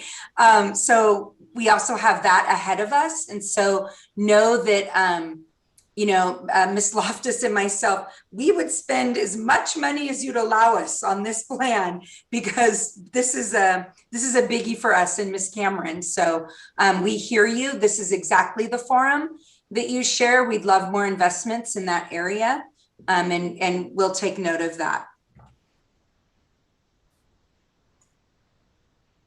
And can I just add on to that a question in the same regard, in a similar stance? So far, you guys have talked about this in the context of college and career readiness and whatnot. Are you also inclusive of any other, does this also include other field trips opportunities? I know, all the different enrichment that different teachers want to do, as you said, can be very variable in how much they can fundraise or what have you. And for field trips, I'm not sure we should be asking our teachers to fundraise. I don't think that's the place or the thing they should be doing that for. And I know one of the things that the high school district put a large emphasis on was reallocating money for field trips for a number of different educational opportunities outside of just college. And I'm sure our science teachers would advocate for that as well as any of the other STEM members or ELA, whatever enrichment it might be that would augment whatever they were doing in their classroom. So to me, $80,000 sounds like a start, but I think that there's a lot of room there to move upward. I'm a little troubled to see that we're spending $380,000 on SROs out of our LCAP. I think we need to revisit and discuss what the role of an SRO is on our campuses, why they're there, whether they're effective, and whether we still wanted to engage in that practice, and where our monies might be spent better for the health and safety of our kids, and whatnot. I think that's a really dated and antiquated way to spend the money. And before we pass this, I feel like that's something we need to address very specifically. As I said, the $380,000, when I'm looking at $20,000 for pathways of biliteracy, $80,000 for field trips. We can hire elective teachers. There's all kinds of other things we can do that are going to better prepare our kids to be positive members of society than having those people on campus. I will share with you. That's the first thing I would ask for. And just this is a latest development that I think Ms. Herrick knows. That number will actually be cut in half. That is for 4 SROs, and right now it would be 2. So we would move into next year with only having 2 SROs for the 4 schools. So I did want to say that, and then we can talk about the role of SRO. I can speak to it as well as Mr. Zimmerman, if you want to talk about it tonight, or if you want to wait till the next meeting. We're prepared for either. You can fire away. Talk away. Talk away. I'll say one thing, and then I'll hand it to Brian. Is that the role of an SRO? One of the things that we think about is that it's very different at the junior high than at the high school level, or it's intended to be. At the high school level, it's a little more around enforcement of rules. I'll just say it nicely like that. At the junior highs, the purpose is really supposed to be around community building and building relationships with students. And then obviously whatever program, DARE, GREAT, whatever it is that they're using. But really it's around that building of relationships. That's different than the purpose at the high school level. And then Mr. Zimmerman, I'll let you take it from here. Okay, yeah, I was just going to say, I was going to reiterate the fact that I've been in contact with the police department, and they are having trouble hiring folks. So it will be two bodies. I have experience working with SROs where there was only 1 or 2 for the district, and it was a lot more reactive strategies. Whereas when we had the 4, when we've had that opportunity, they've really been able to follow the kids. When they've been assigned to the clusters, the kids they see them in the elementary grades, they build those relationships with them, and they start a strong foundation with those kids and become a presence on campus. And then by the time they get to junior high school, they've had them as their DARE instructor, they've seen them on campus, they know who they are, and they seek them out. And they're not those ones that are the enforcers. It's more of a positive relationship with the police department. We also have a lot, as topics like active shooter come up in Alice, having the police department and a presence is really helpful because they get to know our campuses in case there ever is some kind of situation. And they also provide a lot of support and a lot of knowledge when it comes to presenting items when it comes to active shooter, to not only to us for the district, but they'll do trainings on our sites, and they'll get to know, if there is something that happens, we can respond right away. We know what Tommy Kuntz looks like, we know what Fairlawn looks like, those kinds of things, and they have quick entry to those schools in that manner.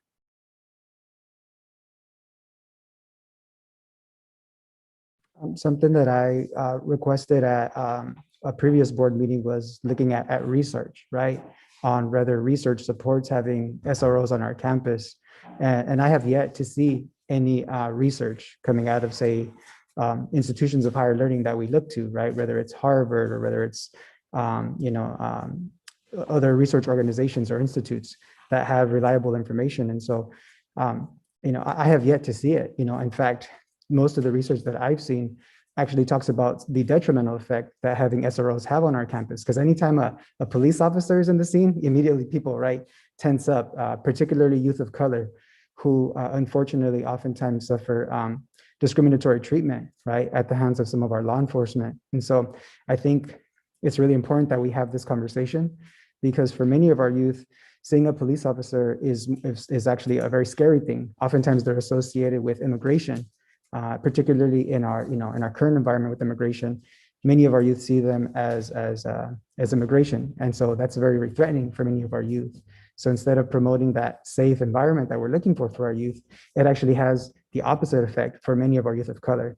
And so I've seen more research that shows the reasons why we shouldn't have SROs. I'm all for having campus security that can build relationships for our students. I've even heard of schools that intentionally bring like grandparents to campuses, and that they do a better job of promoting a safe environment where kids, are more likely to follow the rules because they're more likely to listen to grandma and have that, relationship with our local community elders. So I think it's really something that we need to really look critically at, because I know it's been a practice in schools for a long time, but just because we've done it for a long time doesn't mean it's following best practices or following research. So I also agree that it's something that we should not just reduce because there's not enough SROs interested, but because it just doesn't make sense. We need to really use this opportunity in education to rethink how we've been doing things. And I also want to put forth the research around the school to prison pipeline. Unfortunately, some of the research that I've been exposed to also shows that, unfortunately, when our young people, when law enforcement is involved on campus for things like discipline, they're often more likely to develop a record. And if that happens, that might make it a bit easier for them to disconnect from school, to, if they are suspended, for example, more likely to get caught up in the juvenile justice system, right? And so I think that's some really important research that we should be looking into, is the school to prison pipeline, and how SRO officers, as well-intentioned as they might be, aren't giving us the safety that we are looking for our students. Thank you. We'll continue to look for research that's really just based at the middle school level. It's a little harder to find that. The majority of research is based in high school. So we will continue to look for that. I hear you. I wrote it down, or Dr. Zimmerman's writing it down as well. And I would just, continue to, I agree. No one agrees more that just because it's how we've always done it, we should keep doing it that way. So we are all in alignment with that. We'll continue to look at this. And then I also know that if students are afraid of a police officer because of immigration, this is the place where you build those relationships, so then they're not, right, at the junior high level.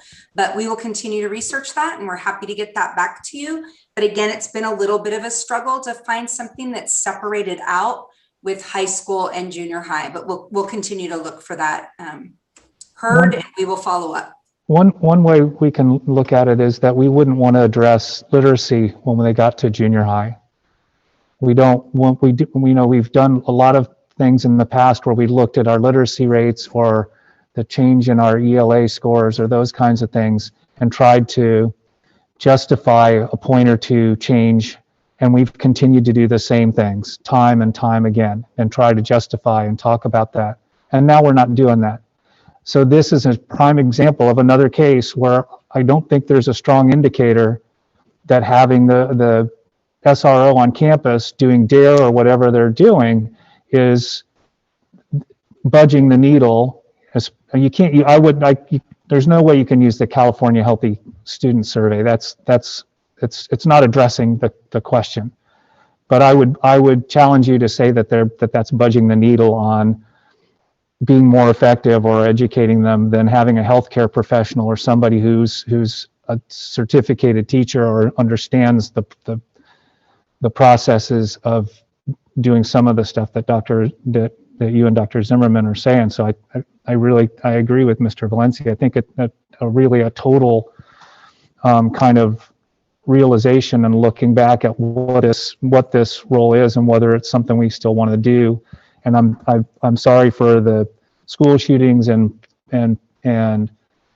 people feeling that there's a reactive nature to policing or that we need to prepare for those things. But those are things we can do without having personnel on campus all the time. And I would say if you really want to make that inroads into having a kid or our children feel more comfortable about police officers, then bring them on the elementary campuses to do just that. But not be there to teach health or to teach DARE or anything like that, because again, they're looking at it as somebody who's associated with negative repercussions and punitive stuff. So maybe make it an educational opportunity and do it earlier. Thank you. We appreciate the comments. Can I ask one more question, Rebecca? Yes. You mentioned APs in the assistant principals in the LCAP. Yes, assistant principals have been in the LCAP for the past few years. Remember that they are supplemental. When you start the school year, I know Mr. Beecher always reminds me, it's, you know, the general base is what you have to run a school. We don't have to have assistant principals. We do need them. They are vital because our schools are so big, but they are supplemental. And we did move them in, I want to say it was 3 years ago. Okay. I couldn't remember how long that had been or to what degree. Mm-hmm. It's been a while. And remember, for a while, we were splitting assistant principals. I know when I was a principal, we did that. We shared. Some people didn't have them. So this has really been wonderful to be able to add them in. Oh, totally. It's been a great support for everybody. Can I ask one other question? As far as the interpreters were concerned, when you talked about that, is there any way, in light of what we heard from some of the comments tonight, and I think Mr. Valencia has expressed it before, is there any way we can specify, like, actively seeking out Mixtec interpreters, or do we have to even need to do that? I mean, because I think that's a priority. We could definitely prioritize it, maybe. Mr. Holland said we are actively recruiting for a trilingual translator. We liken them to a unicorn, but we are actively recruiting and looking for them. Oh, cool. Thank you. And Tammy, if you have anything to add about the work that you're doing with our Mixtec community, trying to find folks in the community that can either support us in that area or that we can support to be able to lift them up to then be hired by us. Do you have any additional comments on that? Sure. As you know, we have one full-time trilingual interpreter. We've used community resources and some of our on-call interpreters to help fill those needs. We've streamlined our process by quite a bit to make sure that parents have access to request an interpreter. Schools are communicating better with us to make sure that we have the appropriate language listed in ARIES so that they can request an interpreter ahead of time. We have interpreters who make phone calls. We have loops of communication that have been newly developed to make sure that we are in contact with our Mixtec speaking parents. And we also have some of our parents within the community who are leaders who we communicate with regularly, and we run some of our ideas by, and they give us feedback. How is this working? And if they feel a meeting needs to be scheduled with an interpreter, we schedule that meeting. I'll give you an example of when we were starting to go back to school. One of our community leaders in the Mixtec community said, you know, some of our parents are having a hard time understanding what a Tuesday, Thursday schedule might look like. We scheduled that meeting with an interpreter. We had infographics, and we went over and gave them folks an opportunity to have a question and answer session. And that was based on feedback.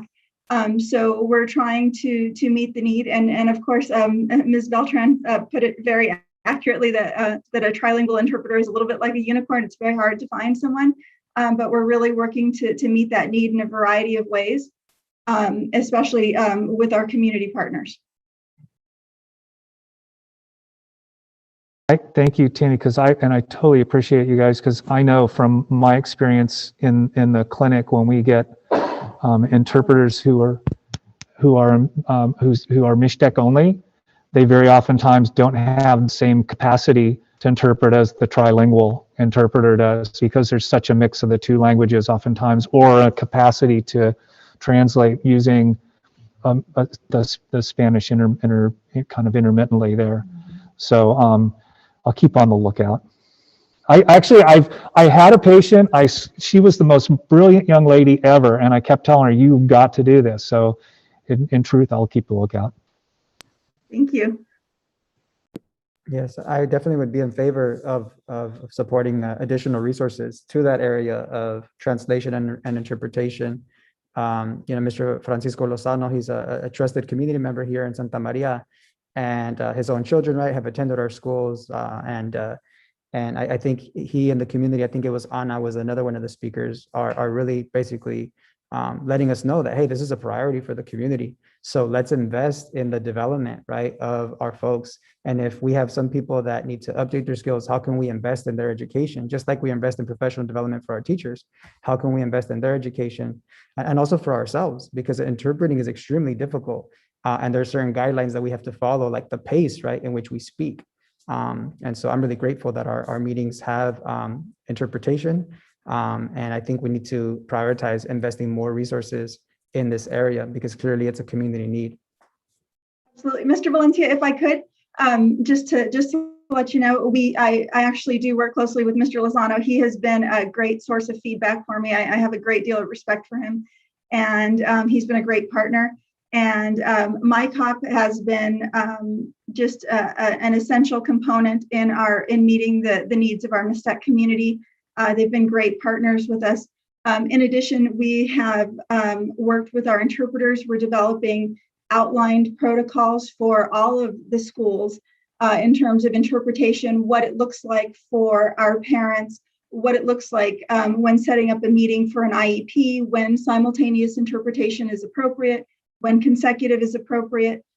We've also purchased devices for our parents so that consecutive interpretation, because that becomes so lengthy, and people can only really speak in 30-second intervals, and so these meetings become 2 and 3 hours long. So with the purchase of devices, we are able to use those devices to have a simultaneous interpretation. And so we're able to give those devices to the parents and really streamline the process. We're looking at all of these avenues, but we're always welcome.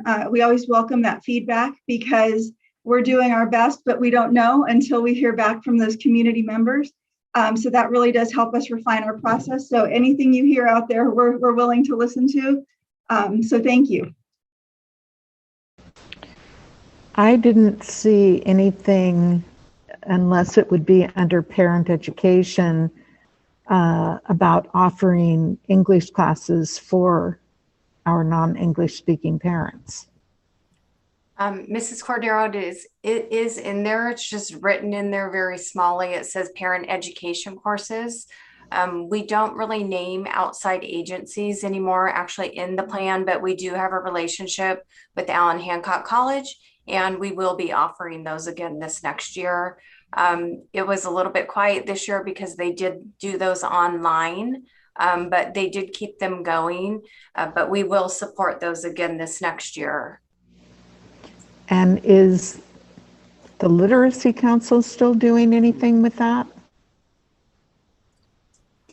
I would have to refer to Tammy on that one. I do know that we were having the Literacy Council teach parent education courses. I have to. So with Allen Hancock, they did have they had various levels of ESL courses. So Spanish literacy, those were within those community education courses offered by Allen Hancock. So they offered a variety based on the skill level that parents brought in, or parents and community members brought into that classroom. So they really did offer quite a variety to the folks who were willing to take those classes, and we are in talks with them to look at what their learning model is going to be for the fall, and how that might match what we're planning to do. Thank you. Any other comments? I noticed in the budget, I could be wrong because it was really hard to see because the text was very small. Oh, thank you. So I noticed in our budget, but it was really hard to see because it was very small, the text. I think there was a zero allocation amount for Avid, and then I saw about 80,000 for the GATE program. And I'm wondering why the Avid program has a zero allocation and why GATE has an 80,000 allocation. So one of the things I addressed at the very beginning, and it's hard to kind of relate it because the numbers aren't there, but remember the school site allocations, there's over $4 million that school sites have within their SIPSA plan. And they also have federal funds. So we do have schools that have Avid, and those funds will be in the actual LCAP. They aren't on those sheets yet, but they will be by the 23rd board meeting. There's a lot of money towards Avid. And also remember, they have their site funds. I was just looking through their plans today, and several of them have, 10,000 to 15,000 in several of the areas for Achieve 3000, for Goal 1.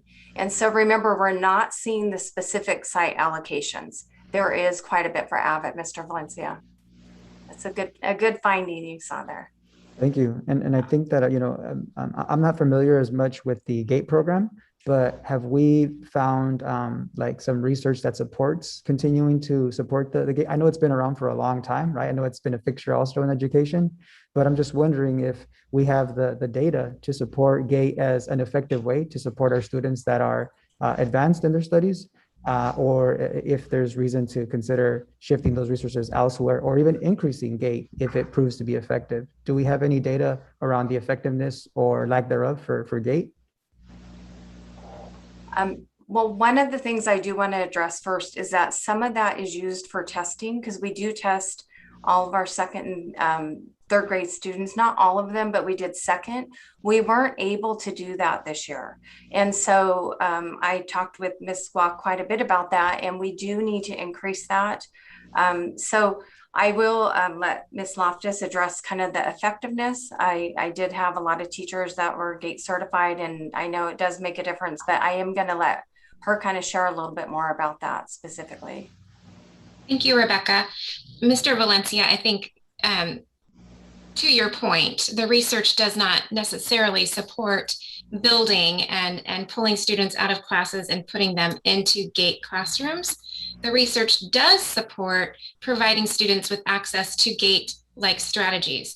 However, we would encourage, and we have strong belief that those strategies are not just for students who qualify for a GATE program, but all students benefit from use of those strategies. And so our goal is to ensure our teachers are trained, as many as possible, with how to use GATE strategies. And then our goal is that they're using them in the classroom with all students. So we have moved away from a model where we are pulling students and creating a GATE standalone classroom. And instead, students who are eligible for GATE services are clustered into classrooms, and then we ensure that they're attached to a teacher who has been trained to implement GATE strategies in the classroom. I really appreciate hearing that notion of having all of our students benefit from the belief, right, that all of our youth can achieve at high levels, as opposed to like a select few, right, which is maybe the perception of GATE. And I would hate for that to be the perception of Avid as well, because like I've been in conversations with our superintendent and some of our staff, like how can we create that Avid mentality, district wide, as opposed to just a few of our students being able to benefit from Avid strategies, from the Wicker strategies and things like that. So thank you for that context. And I'm also hoping that our students are not just clustered together in just one course, because that can also create a very homogenized classroom, as opposed to, spreading our students around so that they all benefit from each other's skill sets. We are in agreement, and also in agreement with regard to Avid strategies being infused into all classrooms across our district, right? We're not quite as far along in that as we are with our GATE work, but we are definitely moving in that direction. And Mr. Valencia, I'd love to offer, if you want to come and meet with Ms. Loftus and myself and really go over all the educational program, and if that will help with like a true understanding of everything that we're doing, so you have context around this, we are absolutely available to do that, as you're new to the board, and I'm sure like want that information. But roll up your sleeves, it's going to be a long one because we do a lot of great work. So, so we're happy to do that. My students are graduating on Friday, and so I'm looking forward to the opportunity to connect with you all in person. Awesome. We'll over the schedule next 2 3 to weeks. 4 days. We're good. Thank you. 4 days. That's it.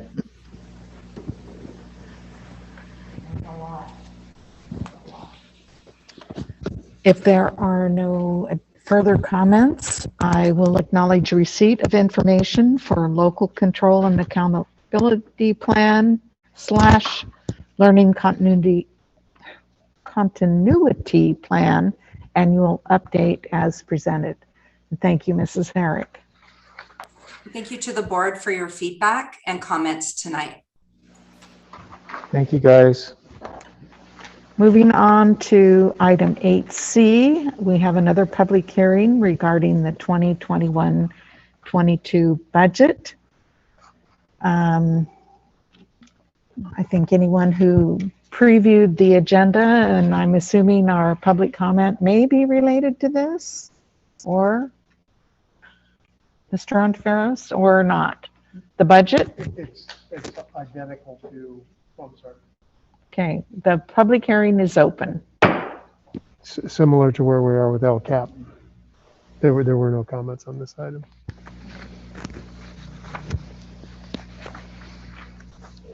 Okay, I will close our public hearing. And Mr. Beecher, hand it over to you. Thank you very much, President Cordero. We have for you tonight another serving of our budget information. There's a lot to go through, and so we try and bring it to you in parts so that we can, as we learn and as we get information, share it with you in more manageable pieces. We'll come again in a couple weeks to finalize for approval.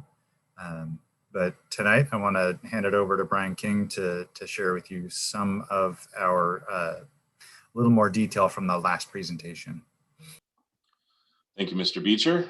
I'm going to go ahead and share my screen.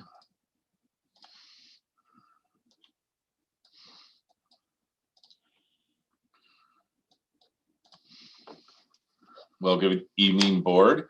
Like Ms. Beecher mentioned, I'm going to go over the 21-22 adoption budget. This is study session number 2. What we'll quickly go through this evening is we'll look at our summary of assumptions. We'll look at the May revision, our multi-year assumptions, general fund, expenditures by function. We'll look at our fund balance and then have time for questions. So the LCFF COLA and deferrals, update from the May revision. Back last month, we were using a COLA of 3.84% for the 21-22 budget, but the May revision came out and it's now at 5.07%. The 2 out years did increase also to 2.48 and 3.11. Also, there is a deferral for the year. It's in June and it's $11.2 million. So they're deferring our entire apportionment from June into July. So we have to wait a month to get that 11.2 million. Some other general assumptions. We're using enrollment of 16,668. We have our estimated regular ADA of 16,090, but we have a funded regular ADA of 16,346. That's as a result of the 1-year hold harmless when your ADA drops. This is actually a 2-year hold harmless as a result of COVID last year. So we kind of got a 2-year hold harmless on that. Federal programs, we don't know the COLA currently on federal programs. STRS and PERS rates, they do continue to increase. For this year, STRS is 16.92, PERS is 22.91. They will increase up to 19.10 and 27.10 by 23-24. Staffing update, general fund expenditures outside the LCAP. We have a decrease of 15 certificated positions. In May, we had the number pegged at 20, so it has changed. So that we are continually evaluating staffing needs. So now we know in our adoption budget, there's a decrease of 15, 2 at the elementary level and 3 at the junior high. Special education staffing, we do need 22.5 FTE for SLPs, for speech. Those positions are flown, but we are gonna fill the position between HR recruitment and outside contracted placements. The May revision and prospective proposals. So when Mr. Beach and I attended the School Services of California May revision workshop, there was a lot of information they gave us. On the left side, I did put what we actually have in our 21-22 adoption budget. We do have that LCFF COLA 5.07. Some people are calling it a mega COLA. Also, special ed does have a COLA of 4.05%. And then we do have that June deferral of 11.2 million. On the right side, we have potential proposals from the state budget. These are things that were in the governor's May revision, and there's discussion around them. One is there's a GAN limit, and what the GAN limit does is it basically limits government spending to a change in per capita personal income. The GAN limit has only been implemented one time in 1986, and so it is slated that the state will exceed their spending limit. And when that happens, the state needs to give the dollars back to the taxpayers. They give part of the dollars back to the taxpayers, then part of the dollars goes to schools. So there's a potential to get some one-time payments to education from the GAN limit. There's talk of increasing the concentration grant funding. There's also some talk of no deferrals, so doing away with that one deferral in June. Also, one-time funds for special ed, a number of different grants, a targeted intervention grant, in-person instruction and health and safety grant, school kitchen infrastructure grant. There's also been discussion in the legislature about the unemployment insurance rate adjustment. Like I mentioned last month, our rate went up by that astronomical percentage, and so our cost is increasing by $1.5 million this year. So there could be a rate adjustment for unemployment insurance. And then our ESSER $3, we do know we'll probably receive about $30 million of those ESSER $3. Moving on to our multi-year assumptions. We do remove one-time revenues and expenditures when we do our multi-years. We do contribute 3% to our routine, restricted maintenance, and we use our updated statutory rates, which are PERS, STRS, workers' comp, unemployment insurance, Medicare, and Social Security. So down below, we have our, like I mentioned, we have our COLA in the 2 out years at 2.48%, 3.11. Once again, our regular ADA of 16,090, and our funded ADA for 21-22 of 16,349. In 22-23, that's when we're going to see the hit for the drop in ADA, and that dollar amount that's about $3.5 million drop. Moving on to our adoption budget and our multi-year projections. So for 21-22, we have a total revenue of $234.8 million, expenditures of $229.2, also a transfer out of $3.6 million. So the bottom line for the year is net increase in fund balance of $2 million. The 2 out years, 22-23, we have deficit spending of 1.3, and then 23-24 deficit spending of 4.2 million. In 23-24, that's where we have the $4 million for the math textbook adoption. In this multi-year, we do have our step and column and the change in PERS and STRS rates. I wanted to highlight in 22-23 that the first line there, LCFF resources, 199.3 million. That is higher than 21-22 because I just mentioned, hey, there we have a drop in our ADA. The reason why it's higher is because we did get a COLA, and so that COLA makes it look like we didn't have a drop in our revenue, but if as a result of the drop in ADA, so if we didn't have that drop in ADA, that 199 million would increase by another $3.5 million. General fund expenditures by function. So functions represent the what. And so we, in our budget, we've dedicated over 77% of all expenditures to instruction and instruction-related activities. That's amount to about $180 million. We have our pupil services, which are counselors, psychologists. That's 8.8% or 20 million. Our general admin, which is the Sousa Center, the board, business, HR, that's 4.6% or 10 million. We have our plant services, which are facilities, custodial, our grounds, that's 7.8% or 18 million. And then we have our transfers out, which is 1.5%. That's for our COP payments. Program support. So as in prior years, we do invest unrestricted general fund dollars into programs, and most specifically special education. So we do receive federal dollars for special ed and state dollars, but we do have to contribute or supplement the additional dollars into the special ed program for our students.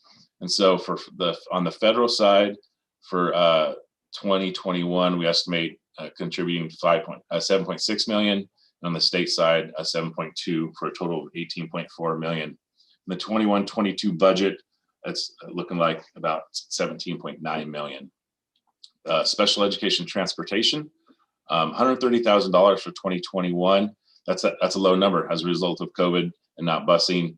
But in 21-22, we have our historic number. We're back to full busing, and that's $800,000. Then we have a slight increase for routine restricted maintenance. So bottom line is $3.9 million increase from 21.5 to $25.2 million. Fund balance and fund balance history. So this graph shows going back 14 years of our fund balance. And so, hold on, I'm going to change my view. We have 21-22 ending fund balance of $76.8 million. That's made up of deferrals, which are 11 million in the blue. It's made up of our restricted programs, the 18 million. And then Mr. Beecher previously this evening talked about committed funds. So that's 36 million for our committed funds, and then 10 million for our unrestricted. For 22-23, in fund balance drops to 75.5, and then 72 million in 23-24. And those 2 out years do have the restricted, committed, and unrestricted dollars. So in conclusion here, the assumptions including the budget provide a starting point for the district. So a couple of important questions: where is the economy going to go, and will the legislature support all of the governor's proposals? We will be back on June 23rd so we can adopt the budget.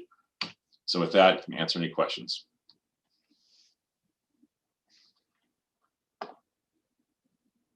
Brian, real briefly, on that the special ed restricted routine maintenance number, what is that stuff? And what are those things spent on? I'm just curious. So routine restricted maintenance. So we contribute 3% of our expenses to our routine restricted maintenance account. That does pay for some of our grounds people for maintaining our facilities, things like that. We're required to put away 3%. So those expenditures come out of the routine restricted maintenance. Right. And then for special ed, the cost to run our special ed program is higher than the federal and state dollars we receive. And so our general fund has to contribute additional dollars into the special ed program to cover all the expenditures. Gotcha. That's 7.6 to 7.2 million. Okay. Yeah. Yeah.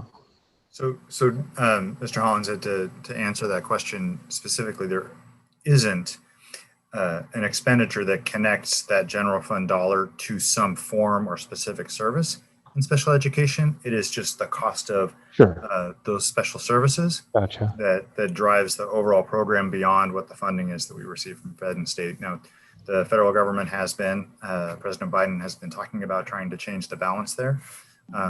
And Governor Newsom is having a similar conversation, trying to make up some of that difference, recognizing that the funding they provide is nowhere near adequate to cover the costs for these services.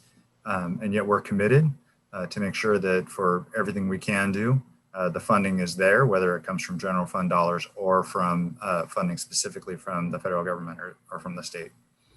Yeah, it helps when the first lady's an educator, huh? Yeah, thank you guys. That's super helpful.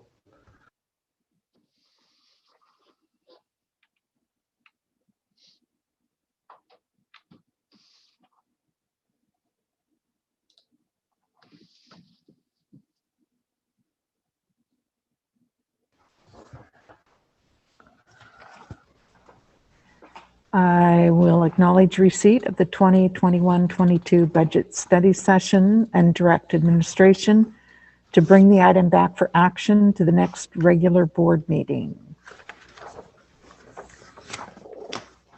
Moving on to the next budget item, public hearing regarding budget reserve requirements. I'll open the public hearing.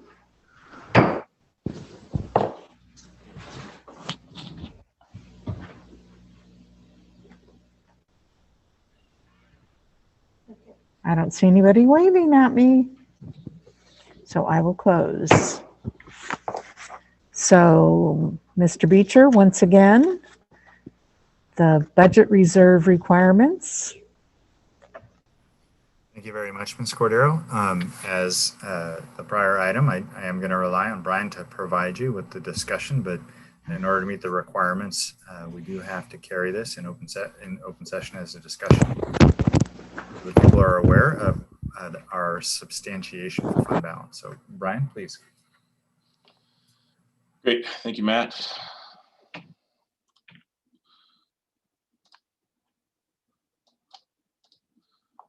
So this is a short one this evening. So review of budget reserve. It's a disclosure and justification of our ending fund balance. So back in 15-16, the Senate Bill 858 came about and stated that if the district has an ending fund balance greater than basically our 3% reserve requirement, then we have to do three things. We have to state what our minimum reserve requirement is, which is 3%. We have to state the amount that's over the 3% reserve requirement. Then we have to state reasons why our reserve is greater than that 3%. And so that is what we have here. For 21-22, we have a assigned and unassigned ending fund balance of 23.2 million. We subtract off our 3% reserve requirement of 6.9 million. So the remaining amount that we need to substantiate is 16.2 million. For 22-23, that's 13 million. 23-24, that's 9.5 million. So the substantiation or the reasons why are down below. We do have a set aside for deficit spending in 22-23 of 1.3 million. We have a set aside for deficit spending in 23-24 of that 4.2 million. Set aside for PERS and STIRS over 5 million, and then a set aside for cash flow, COVID, and other contingencies of 5 million, 3.1, and 3.8 million. So the important part is the number down below needs to match the number above. And if it does, then you've explained why you have a balance in excess of your 3%. So with that, we can answer any questions. You guys, I forgot one thing from the last one. So like if Ron was around, Matt, still, what would he say the feeling was that of the likelihood of waiving deferrals would be?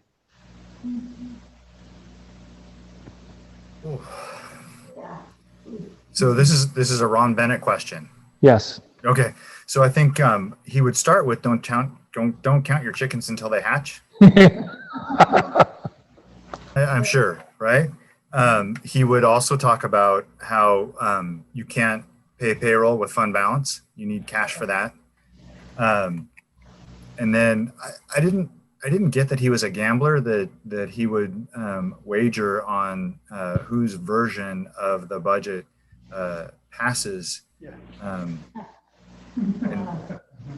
And so I think he would just voice caution to school districts about before you go out and spend that money and expect that you have it, to see the budget get approved.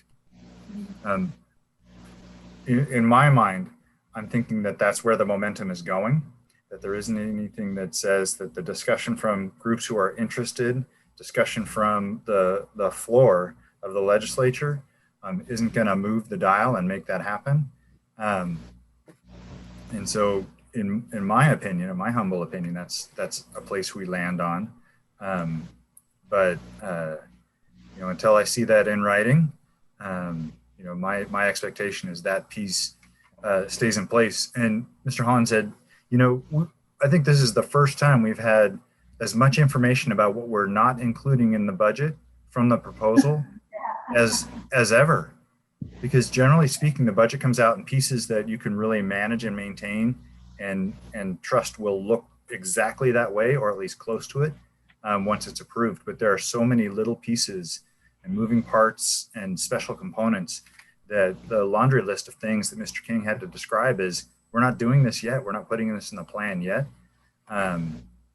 It's long. And so there's going to be, I'm sure already, right? We already know a lot about the legislature's interests. So I'm sure there's already a lot of horse swapping going on about whose interest is met and whose interest is increased and whose is reduced in order to come to a compromise. I think that somewhere in there is where Ron Bennett would land. But I think he would start with, you don't count your chickens until they hatch. 6 days isn't very long to reach very many compromises. Right. That's what I'm thinking. No, and I just, that when I saw that 11.2 in deferrals coming up for this month, and then, you know, what we've experienced in the past, and then the 17, you know, the suggestion of 17% to keep you going for a couple of months, all these different things, I'm kind of feeling like you, Matt, that probably, at least from the legislature standpoint, that's one of the things, one of the pullouts that hopefully will come to pass. But that's why I asked you to put on your Ron Bennett hat, because I think Ron was really good at sussing those, getting a feel for those kinds of things and sussing it out. And I trust your judgment on that to the greatest extent. So I appreciate it. Thank you. I appreciate it. So we should anticipate significant changes in what the budget will actually look like when we get it for the 23rd. Possible. We won't. What may change is our conversation around how the 45-day budget revision will look, because we won't have time to hear the final approval of the budget and incorporate it in this document for your approval on the 23rd. That's not possible. Yeah, but we will be able to address some of those open items from that slide to say, here's how we're going to start addressing those items that did survive the negotiations process, for sure. And then we are required by the law within 45 days of that approved budget to come in and share with the board and the public what changes we're reflecting in our budget based on the approved budget. Okay. You're right. I forgot about that 45-day thing. Yep. That'll be the time we talk about it. All right. Any other comments? No, it's like the old is new again. Yeah. So I will acknowledge receipt of the review of the budget reserve requirements. And item 8G, school opening for the 2021-2022 school year. And this goes, you've had long enough to rest up. So it's your turn now, Mr. Ontiveros. Thank you. And there was a comment submitted for this item that I'll read in. That really is a bridge between the last two items that Brian presented and really what we're going to talk about in school reopening. And it's from Julie Markley, who's a first grade teacher at Ontiveros Elementary School. It says, dear SMBSD esteemed board members and Superintendent Ontiveros, I'm writing to you today as a concerned first grade teacher at Ontiveros Elementary School. I would like this letter read and discussed with the agenda item 8G, school opening for the 2021-22 school year. As we are all planning for our next year of school, I was saddened when looking at the classes that my current first graders will be in next year. I currently have 25 students who have only had in-class instruction 5 days a week for part of their kinder year. These children have been distance learning since March of 2020. Some chose to stay at distance learning for all of this year. When they move into second grade next year, they will be in classes of 32 students. We currently have 5 teachers in second grade, but 1 is being taken away. With only 4 teachers, the class size will be 32 per class. This saddens me to think that my current students won't be able to get the attention that they desperately will need as they return to school. Sadly, this is not an isolated incident. Our 6th grade will also have class size with more than 30 students per class. This is true across the district at different grade levels. Other districts around us are using some of the extra funding to ensure that class size stays small, even if just for next year, while our students are adjusting to our new normal. I ask that we do the same. Please make that commitment to our students. Large class size isn't good for any student. Now is not the time to try to save money by making class sizes bigger. Please commit to keeping class sizes smaller, like my current class of 25. Thank you for your consideration and discussion on this topic.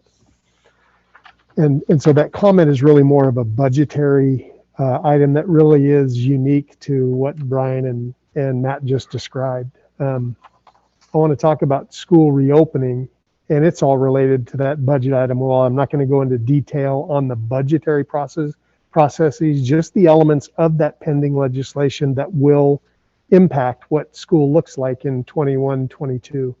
And it seems odd, other than we've been in this odd time for a year and a half now, to be talking so about next year, the day after school got out. Yesterday was just our last day of school, right? Normally it's all about ending the year because we know how to open schools. It's just that over this last year and a half, our experience has changed. You know, John has gotten accustomed to using that word being flexible and adaptable, right? I think it's become more than that. It's really being able to wait on the information that you don't have. And that's probably been the hardest part as a governance team over this last year, to have been impacted, directed, guided by so many things that are not only outside of our control, outside of our historical experience. And so, you know, so all of those things will come in time. You know, and again, I want to commend the board over this last year. We really did follow science. You know, we opened later than others, but we were bigger than others. So there was a lot more moving parts. I want to give credit to everybody, all of our community, our parents, our students, our staff members at all levels, for really coming together to make this, you know, it's really only been an 8 or 9 week on campus school year, but it really think about it being a bridge to next year, to Mrs. Markley's point of, you know, our kids haven't been in normal, right? So there are many things that are going to transpire over the summer that we don't usually historically have had to take into consideration, right? Because we turn the page. Well, we're reading differently now. And so there's a lot of point. I appreciate, John, your comments about asking Matt, what would Ron Bennett say, right? You know, that there's some sage advice that we've lost, right? But we're all needing to become wiser and more thoughtful, more patient, less reactive to things, because, man, we've just kind of gotten used to, okay, what's coming next? And so that being said, there's just a couple of things that this is going to be a short presentation, because I took the budget pieces out because I knew that Brian and Matt would be covering them. And get to my screen. This little deal.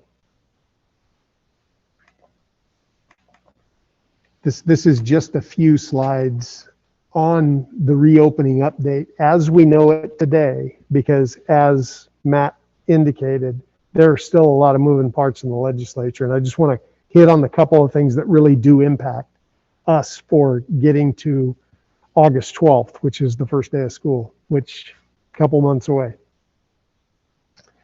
And so I want to talk about the public health considerations, because that's still something that we need to keep our eye on. Although, the situation has improved. We're still in an area. 2 years ago, if we would have been talking like this, we would all thought there was something wrong with us. But we've become accustomed to making sure that we're considering all potential impacts. And then the second thing is the governor's budget. Just those pieces that impact reopening, because there's so many fiscal pieces that are out there that indirectly impact, but just in terms of what it's going to take to open, I just want to hit on a couple of topics. And so, first of all, on public health considerations, this is worthy. I wasn't going to include this because I got tired of being an amateur epidemiologist all year, but because with the data that was released by the state, it is official. Santa Barbara County is in the yellow tier, right? And that's a credit to everyone, right? It's a credit to folks doing things that are unnatural, uncomfortable to us. It's to our public health department, the effort that everybody's made to follow the safety protocols and get vaccinated. I think I shared with the board back in January, one of the last times we did this, when the governor had rescinded that order, and we had that last big lockdown that was built on hospital capacity, and we had a board meeting. I think it was might have been the day that he said, we're going to lift that in 2 weeks. And I think I said, he's crazy. But these scientists know what they're talking about. They could see the trend. They could see the effect that vaccine was going to happen, because that was January. We were still spiking in Santa Barbara County. And from then to where we are now, it's been, I'll say this and people can throw eggs. It's been worth the pain, the sacrifice, the inconvenience to know that we are here now and we're on the precipice of getting back to something that is more within our experience, right? We've been waiting for this. And so again, it's important that we be patient and intentional with the things that we do as we move forward. CDC school guidance. This is really what we've been waiting on. We continue to maintain in the county the weekly public health meetings, although we did not have one this past week. We got some direction. I'm going to share this because this is kind of where we are at the moment. CDC is at this point recommending for K-12 schools to maintain the status quo at this point in time. They were 2 weeks ago had announced that there would be new CDC school guidelines out by the end of last week. That hasn't happened, which makes me think that those smart people are really doing some scribbling and making some calculations, because it will depend. CDC's direction will drive what the state will finally talk about and what the county will implement. We're less than a week away from June 15th, which is supposed to be the state reopening, right? For schools, that doesn't, because we're in that, the majority of our kids are in that unvaccinated category, we're going to still need to maintain vigilance moving forward. And so CDC has not issued new guidelines yet. And so that's, again, that's not a delay. That's my thinking is there's something coming that's going to be a step forward for us. And so, as I mentioned, the state public health and the county public health will follow. And the direction that we got in the county health meeting last week was they felt that after CDC guidelines come out, new guidelines come out, it'll probably take 2 weeks for the state to translate and probably another week for the county. We'll be past that June 15th date at that point. And hopefully we just keep seeing those numbers declining because of all the good things that have been happening. Any questions about any of that? I just wanted to put that out in front because, there's a lot of feeling like, hey, we're out of the woods. Yeah, we thought that last fall, remember? And so we've got to maintain our discipline around this thing. I want to give a little bit on the vaccination updates. I'm sorry, I had a link there to the Board of Supervisors meeting, but I didn't save it. We are at in Santa Barbara County, I think we're 64% of the population has had either 1 or 2 shots of over age 12. That's a big increase over the last, since March, when we were really scrambling to get vaccinations. It's starting to plateau, right? Because that under 12 population in Santa Barbara County is pretty sizable. And there's a number of folks that just, for whatever reason have decided I'm going to wait. And so, so it's looking good. This is what's happening with children 12 and over. And this is from the CDC. They have taken direction on this. We are starting to see some clinics. It did one out at Rigetti a couple of weeks ago, one out at Buren and Guadalupe. So the public health is starting to get a little bit of bandwidth rolled around that. So we'll continue with the vaccinations. This is information. And I share this because when I share this presentation with you, all these links will be there so you can access the information for anyone that you have conversations with. But it's saying, right, CDC is recommending everyone 12 years and older should get a COVID-19 vaccine. And I just think as a parent, if I had a 12 or a 13-year-old, I mean, it's easy for me to say, I'm going to vaccinate myself. It's a whole other thing when you're talking about your child, right? And so we've got to be sensitive to that fact.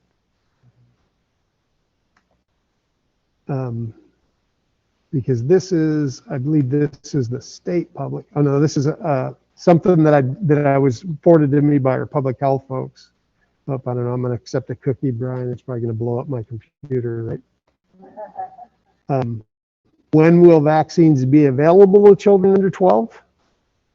And this is important to us as an elementary district.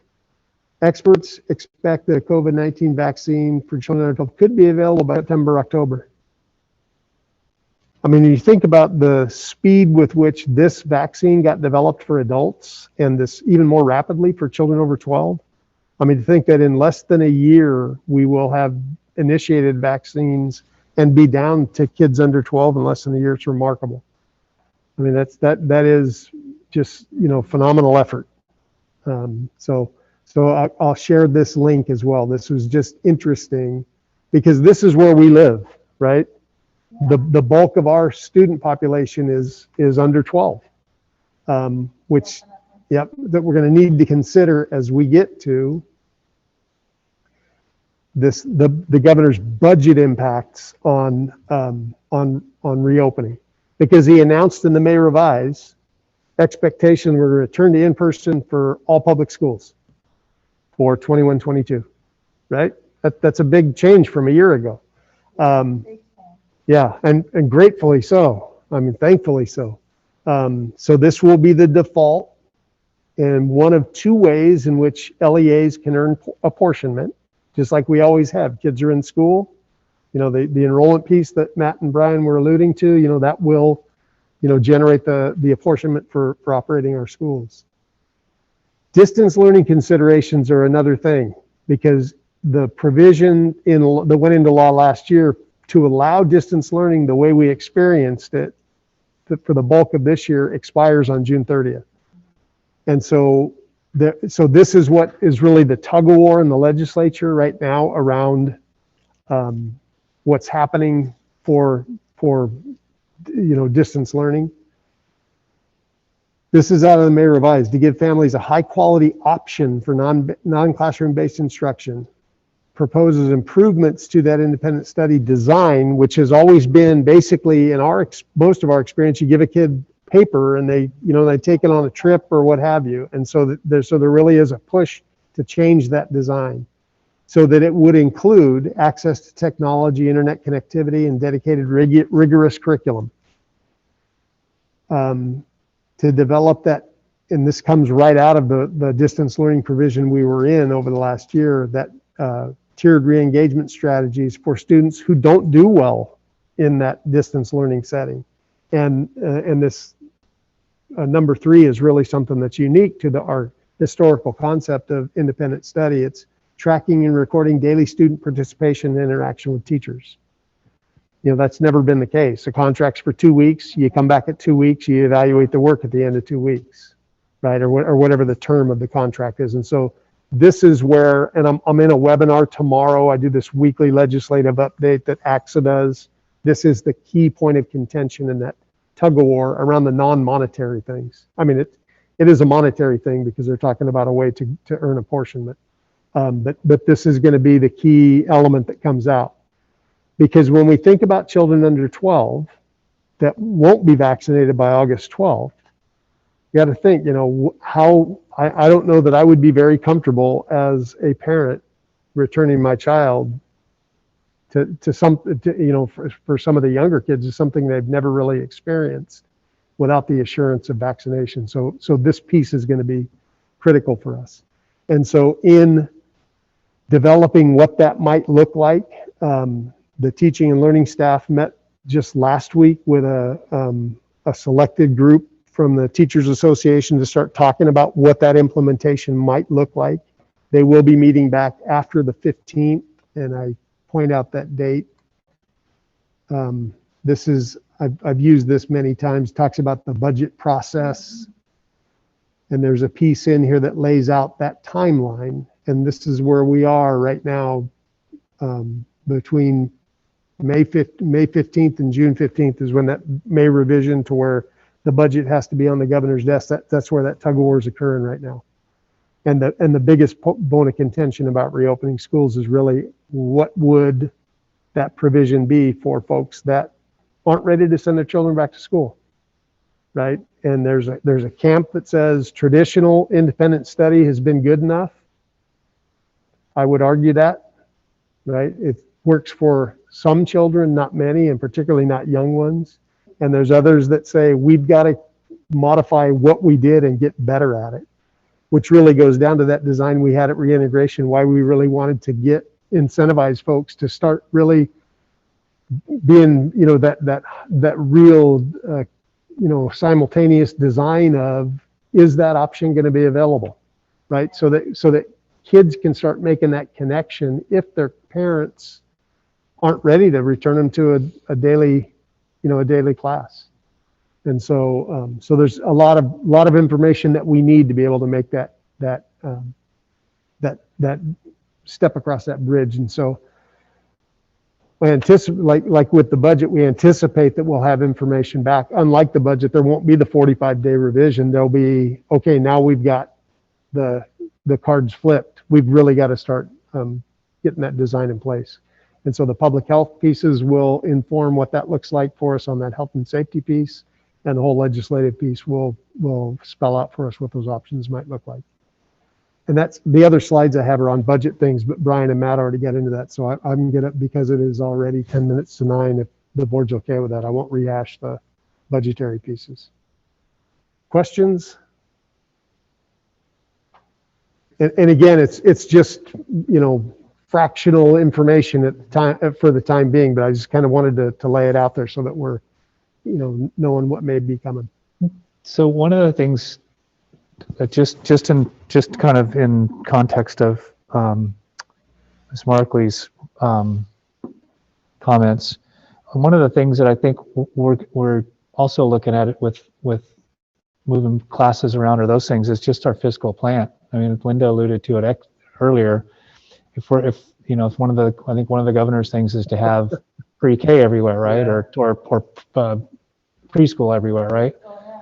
And so, I mean, if we're thinking about what do we do to add one transitional kinder class or what have you. So I think, I know we have to as a district really consider what's going on with our fellow campuses, and what the impact is on them, and that it's impacting us in a way that we wouldn't obviously desire. But right now, the constraints on us, just from the capacity of our buildings is and that's really, I wanted to contain that, but John, that's one of the key points that I had on that next slide was this whole universal transitional kindergarten. And that already, one of the effects that's come out of the conversation that's happening, that original budget update that I sent you right after the governor released it, they talked about that was going to be in effect for the 22-23 year. One of the things that's already happened in the legislature, they pushed that out a year. So it's going to be 2 years to to address those issues that you're talking about. Because it's not just a facilities thing. It's also what happens to the 4-year-olds that are in preschool right now. Right. What happens to state preschool as we know it. Right. Right. And that's where in the legislature, the lobbies and the contingents really start having conversations about, hey, when you squeeze the balloon here, it gets bigger somewhere else. Right. And that timeline from May 15th to June 15th seems like a lifetime to figure things out. Right. And now we're 6 days away. So, yeah. And so that Matt and I've been having that conversation on a fairly regular basis. Melissa and I just talked the other day about our commitment to preschool on every site. Right. And it's needed. Oh, of course. Right.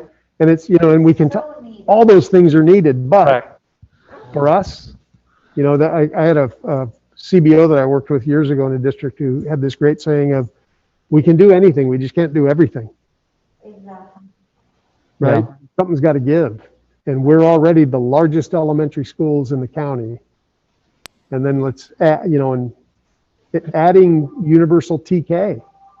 That minimizes our ability to get to full day kindergarten, which we desperately would benefit from as well. Right. So, right. And so there's, and again, those are the questions that keep me up, all night long. But I guess I'll go back to what I said earlier, based on what we've learned over the last 15 months and back to Matt's point to Ron Bennett, you got to let the hatch the eggs first, and that's where we are with the legislature at this point. And it really is a great lead in to my next agenda item as well, John. Can I ask just one more question, Mr. Ontiveros? Are we then committed for those kids that are going to be that are not going to be back on the campuses? Are we committed then to that hybrid simulcast, or are we still looking at maybe doing something where it would be that independent study group would have a classroom that they would go to online, where it's only online with that cohort rather than being in the classroom with other kids at the same time, or have we not really kind of gotten there yet? Well, we don't know because there is some, this is going on in the legislature right now. There's some real advocacy for maintaining independent study as it has been. That would make, I would make a different decision as a parent if that's what I'm going to be offered. Right. And so. No, and the reason I asked the question is because we had kids that excel being online, or maybe not excel, but really they preferred it. We've heard anecdotal evidence of these kids that did well for varying reasons. So probably a lot of them, or some of them anyway, social or what self-esteem wise and those kinds of things. And so I'm just curious if we have that independent study where that would be the option, kind of what you were talking about, where they go online and there's the teacher where they're in an online class rather than being with their first grade cohort on a campus that's in simulcast.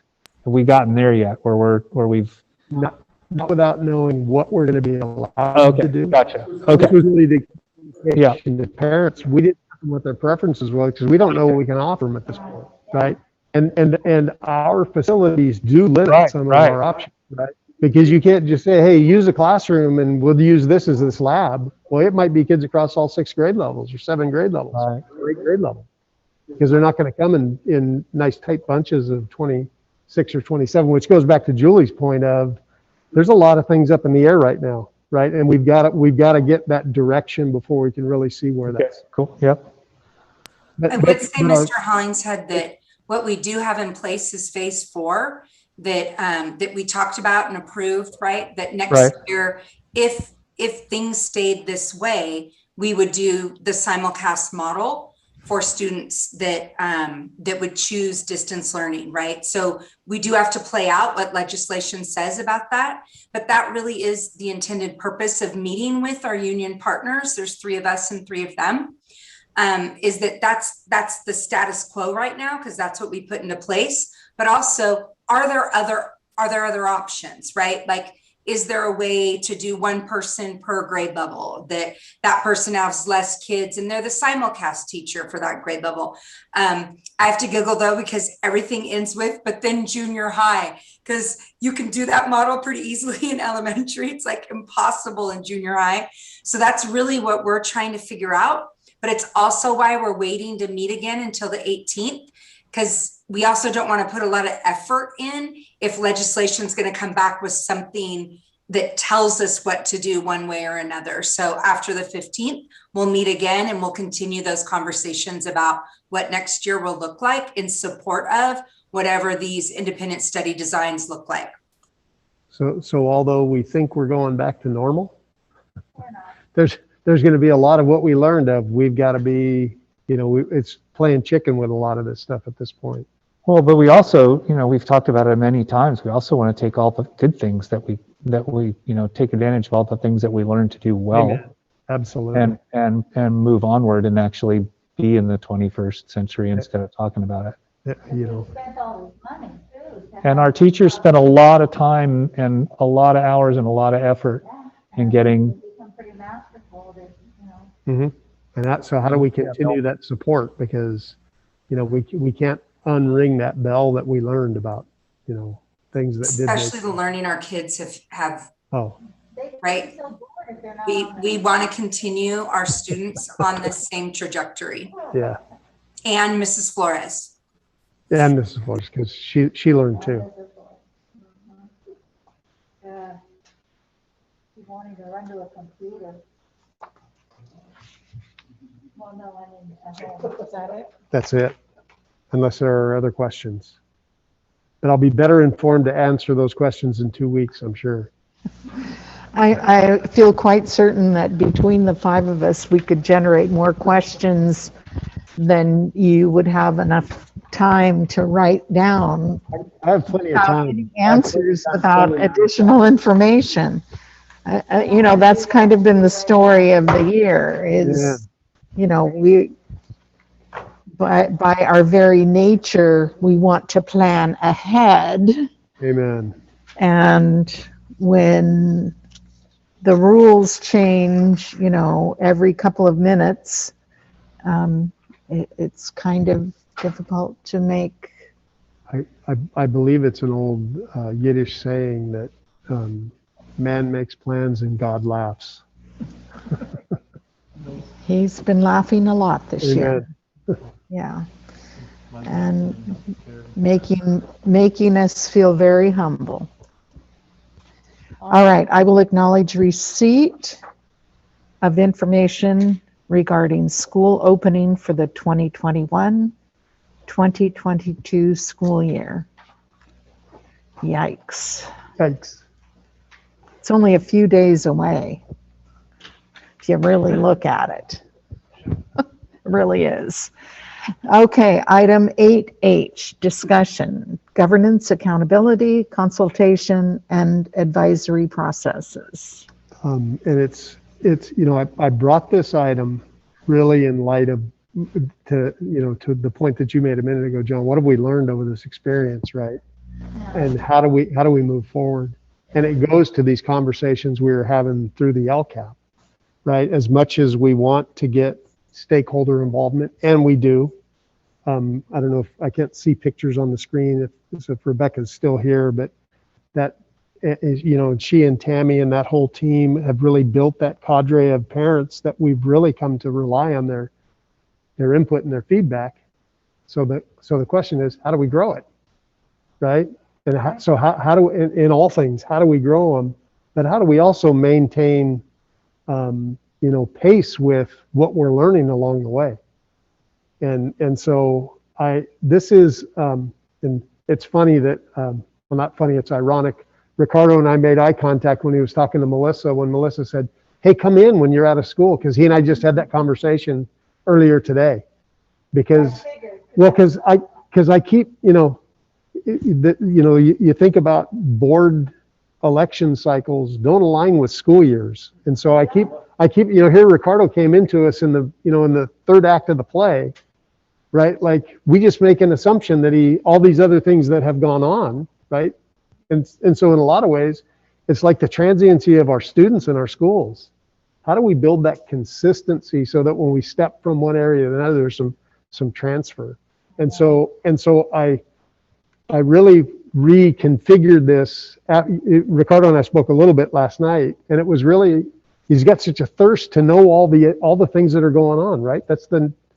Because everybody wants to, we want to know everything, and it's a challenge when you're, you're getting fed with a fire hose, right? All this stuff coming at one time, and so I've done a little bit. I'm kind of setting some context for this because we've had these conversations around how do we get input? We need more input. I want to have my say, right? And in this environment we've been in where the rules are changing on a daily basis, They sure are. right? That we've just got to have some common ground that we're really going to focus on. And so I'm going to spend a little bit of time setting some context, and then I want to get into some of the governance principles, because I apologize to the, as board members, you've been on the total, getting wagged, getting the dog getting wagged by the tail, right? Just because all this stuff's coming so fast and we've got to make these decisions. And we haven't been in the rhythm that we're used to, right? And so I wanted to use tonight as kind of a context setting, because again, yesterday was the last day of school. We just talked about the first day of school being 2 months away, right? We have a board workshop in July. And I really want to focus on how can we make that meaningful from a governance standpoint. Just to the point John made about everything that we've learned over the last year. How do we use that to leverage the outcomes for our students and our community to the highest degree possible?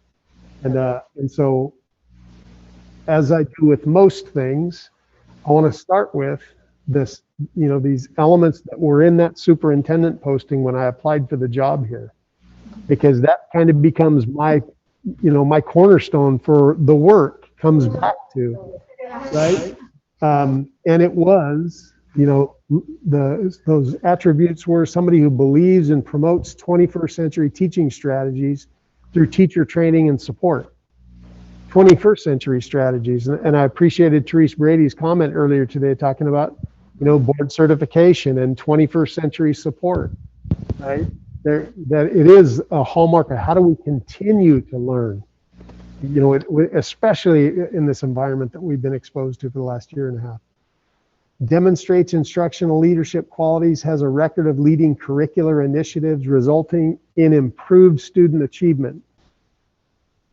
Right? We can do a lot of things, but we get back to the conversations we were having about some of the elements in the LCAP. How do we know it's having an impact? Right? And it's really been hard over this last year because we don't have the same mechanisms that we have historically had to be able to measure growth and measure progress. I think I shared with the board, I've been called before the grand jury a couple of times over the last few months, and I've become their I think their lightning rod, because they made a comment in the first meeting about how are you dealing with learning loss? And I said to the convened jury, I said, I got to tell you, I find that term a little bit, from a negative mindset. Our kids haven't lost learning. It's been different, right? Because when you truly learn something, that's something you retain and you build from. So I'm not a believer that we lose things. We may not be growing at the pace that we would hope. And in fact, as a school system, we should always hope to do better, right? We should always be striving to do better. And so they keep calling me back. In fact, they called Kristen back yesterday, wanted a copy of our LCAP. Oh, really? I didn't tell Rebecca that because she and her whole team been working around the clock on this thing. And we just told them, cool your jets, right? There's nothing happens overnight. Has experience with, promotes consistent district-wide programs for student achievement. That was a real eye-opener for me when I was thinking about, when I was interested in coming here, because district-wide is hard. In fact, I'll say district-wide is almost impossible. And I only know that because school-wide is almost impossible. And as a teacher, classroom-wide is a challenge. right? So to really build that systemness that allows consistency across 21 schools, and gosh, if we have TK Universal, we're almost going to be at 10, 11 grade levels, right? If we can get preschool back in, that's a big challenge. Has a track record of providing consistent district-wide procedures for regular and special education programs. And when I see programs, I always think of kids. There's no program without the children, right? How do we build that consistency for our students? We'll promote improvements in integrated practices in special education programs, especially in special education programs. Has experienced the value and will promote professional development for all staff, and especially for our classified employees. You know, we were talking about interpreters a while ago, right? The vast majority of our interpreters and translators are classified employees, right? So how do we extend that? And again, Tammy's done a phenomenal job, especially during this year, of connecting to parents over over Zoom, and Mr. Lozano is a heartbeat for this community and making sure, and we've got to build those partnerships and strengthen those partnerships. And then this, to me was the beginning point of all this. We utilize the strengths and talents of site administrators, directors, resulting in a more effective and cohesive leadership team. Because it takes everybody. And so it's not just administrators, directors, it's all staff have to lead, because we want to get children to where children are leading, right? Because they lead their own learning when they learn best. And so I come back to this frequently. In fact, most every time I make a presentation, because this is work that we're still got a long ways to go on. And I'll be the first one to admit, I've been an abject failure in 5 years. We're not there yet, but we continue chipping away and continuing to build that focus, because I'm a firm believer in this concept. Creating the conditions to help others succeed is one of the highest duties of a leader. And who are our most important others? Those 16,396 kids that Brian had in his presentation, and the ones that aren't in our schools yet, and the ones that have been in our schools that are in Mr. Valencia's district schools, and those young adults that are leaving our K-12 programs, because that's when your life really begins. We've got this, our mission statement, we're here to create successful citizens. Well, citizenship really begins at adulthood, right? And so we got to make sure that day after kids leave school, they have that opportunity to have impact, because we have the biggest opportunity to impact what those options are for children going forward. And so these are painful slides to look at, but I share them because they're relevant. And this was, there was in the old accountability system, every October, districts had to present accountability around, this was around the academic performance index, which is almost 10 years gone, but was our primary accountability measure for years. And those two lines, the top line represents statewide growth within that accountability measure over that period, the last 8 years of that system. And then the green highlighted line is the trajectory of Santa Maria Bonita schools over that same period of time. And the gap widened. Right? And that's, this is only my 35th year. We've been talking about closing the achievement gap, right? And part of that was, the presentation was, how do you perform against similar schools? And so this presentation was done annually, and I aggregated the data. They were left on Phil's computer when I got here, and I just pulled the data points and put them together over time. And so this pink line is Anaheim Elementary District, one of the like districts that was in that old index of similar schools. And so over that same period of time, that was the change that was seen in Anaheim. This was the change in Bellevue, which is a smaller district up in Sonoma County, but had similar characteristics in that old similar schools index. This is King City, right? Over that same period of time from 06 to 13. This line represents Lamont. Arvin, right? Over that same period of time, right? And when you aggregate all those lines, right, our gap was continuing to grow. And there's all kinds of, and again, this is not a judgment, it's just an observation. There's all kinds of elements that factor into that. One of them was huge growth, right? Think how much the district grew during that period of time, right? So even though those might have been our similar schools, no two schools are identical, but that's, or districts, right? And so that's really kind of the snapshot as I read through those elements that were in that posting. Okay, so we're talking systems, we're talking about big systems. But because my background's in Unified, I also pulled, this is the A through G rates in our Valley High schools over the same period of time. And compared to the statewide average, and what is that gap, right?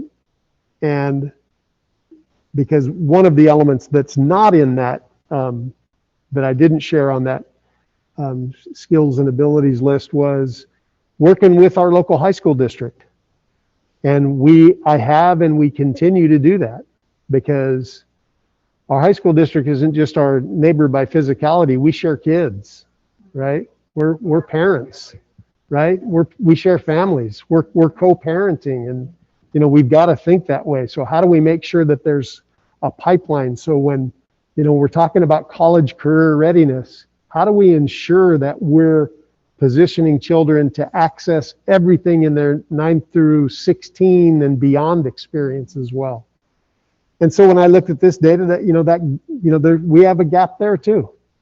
And so we've got, as the biggest elementary system contributing to the high school district, we've got to make sure that we're getting our kids to the launch point for high school in a more effective manner, in order, if we're going to close that gap for our kids overall.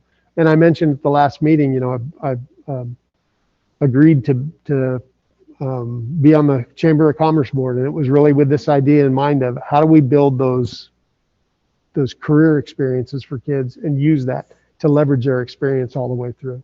And so that was kind of my, the snapshot coming in, right? Go ahead. I appreciate you, Luke, talking about the learning loss, kind of problematizing that term, if you will, right? Because to me, the fact that we helped our community survive during a global pandemic takes precedence over everything else. You can't learn if you're sick from COVID, right? Your family can't thrive if you're struggling, right? And so I'm confident that our students, that there's a lot to learn that we all learned, right? During this opportunity, that if we keep these lessons in mind moving forward, we're going to thrive moving forward if we remember, as opposed to just resorting to status quo or returning to quote unquote normalcy. Normalcy wasn't working for many of our students, and even problematizing the term, achievement gap. Achievement gap puts the onus on our students as though they're the problem. But let's look at the opportunity. Amen. Gap, yes. Right? There's so many things that we as teachers, as board members, as leaders, right, need to do to make sure that we are adequately prepared to meet the needs of our students. Our students will rise to our ability to the heights that we expect and that we prepare them for. Absolutely. So when I see this data, I think I'm really appreciative of you coming back to this data, because this is one of the key indicators of their opportunities after high school. And clearly we're behind in the state, and I'm a part of that, so I'm looking forward to being part of the solution, as I hope our district staff are all willing to do as well. Absolutely. Right. And so, we tend to try and get closer to the problem rather than just taking take a step back and let's get an idea about the larger landscape. Right. And that's really why I just wanted to circle back a little bit, because there's this quote, Edwards Deming, that total quality management, right? And it's to your point, Mr. Valencia, every system is perfectly designed to get the results it gets, right? And so are we satisfied with the results? And if we are, then it's a different conversation. If we're not, it's really what the point you just made, Ricardo. Okay, I want to be part of that solution, right? And that's really the table setting that I wanted to do around this today, because this is another. Ted Sizer was the Coalition of Essential Schools, a Harvard Graduate School. Things remain the same because it's impossible to change very much without changing most everything. Right? That says a lot. You can't just look at one thing. There are no silver bullets. Right? It takes everybody looking at every element, but doing it together and not just having it be that's somebody else's job. That's our collective commitment, right? To really ensure that we are increasing that trajectory. And so I just put those 2 points around, you know, we as leaders in our communities, we've got to really rethink how can we do different to you know, generate different outcomes. Yeah. And so I go back to this. I mean, this is really, there's no one of these elements that's any more important than the other in combination. And with all the other things that were there, that was a description, because the board members will remember when we sat with Vita, you weren't in that interview, but John and Ricky and Linda were. I think Ricky asked me the question, you know, why are you interested? And I said, well, if this is really what you want to do, I'm interested, right? Because this is where we make a difference, right? By not just settling, not just accepting, but really digging in. And so and this again, Ricardo, this is more for, because you weren't an opportunity, didn't get an opportunity to share in this. So this is one of the first things we did. I think I'd been here about 3 weeks.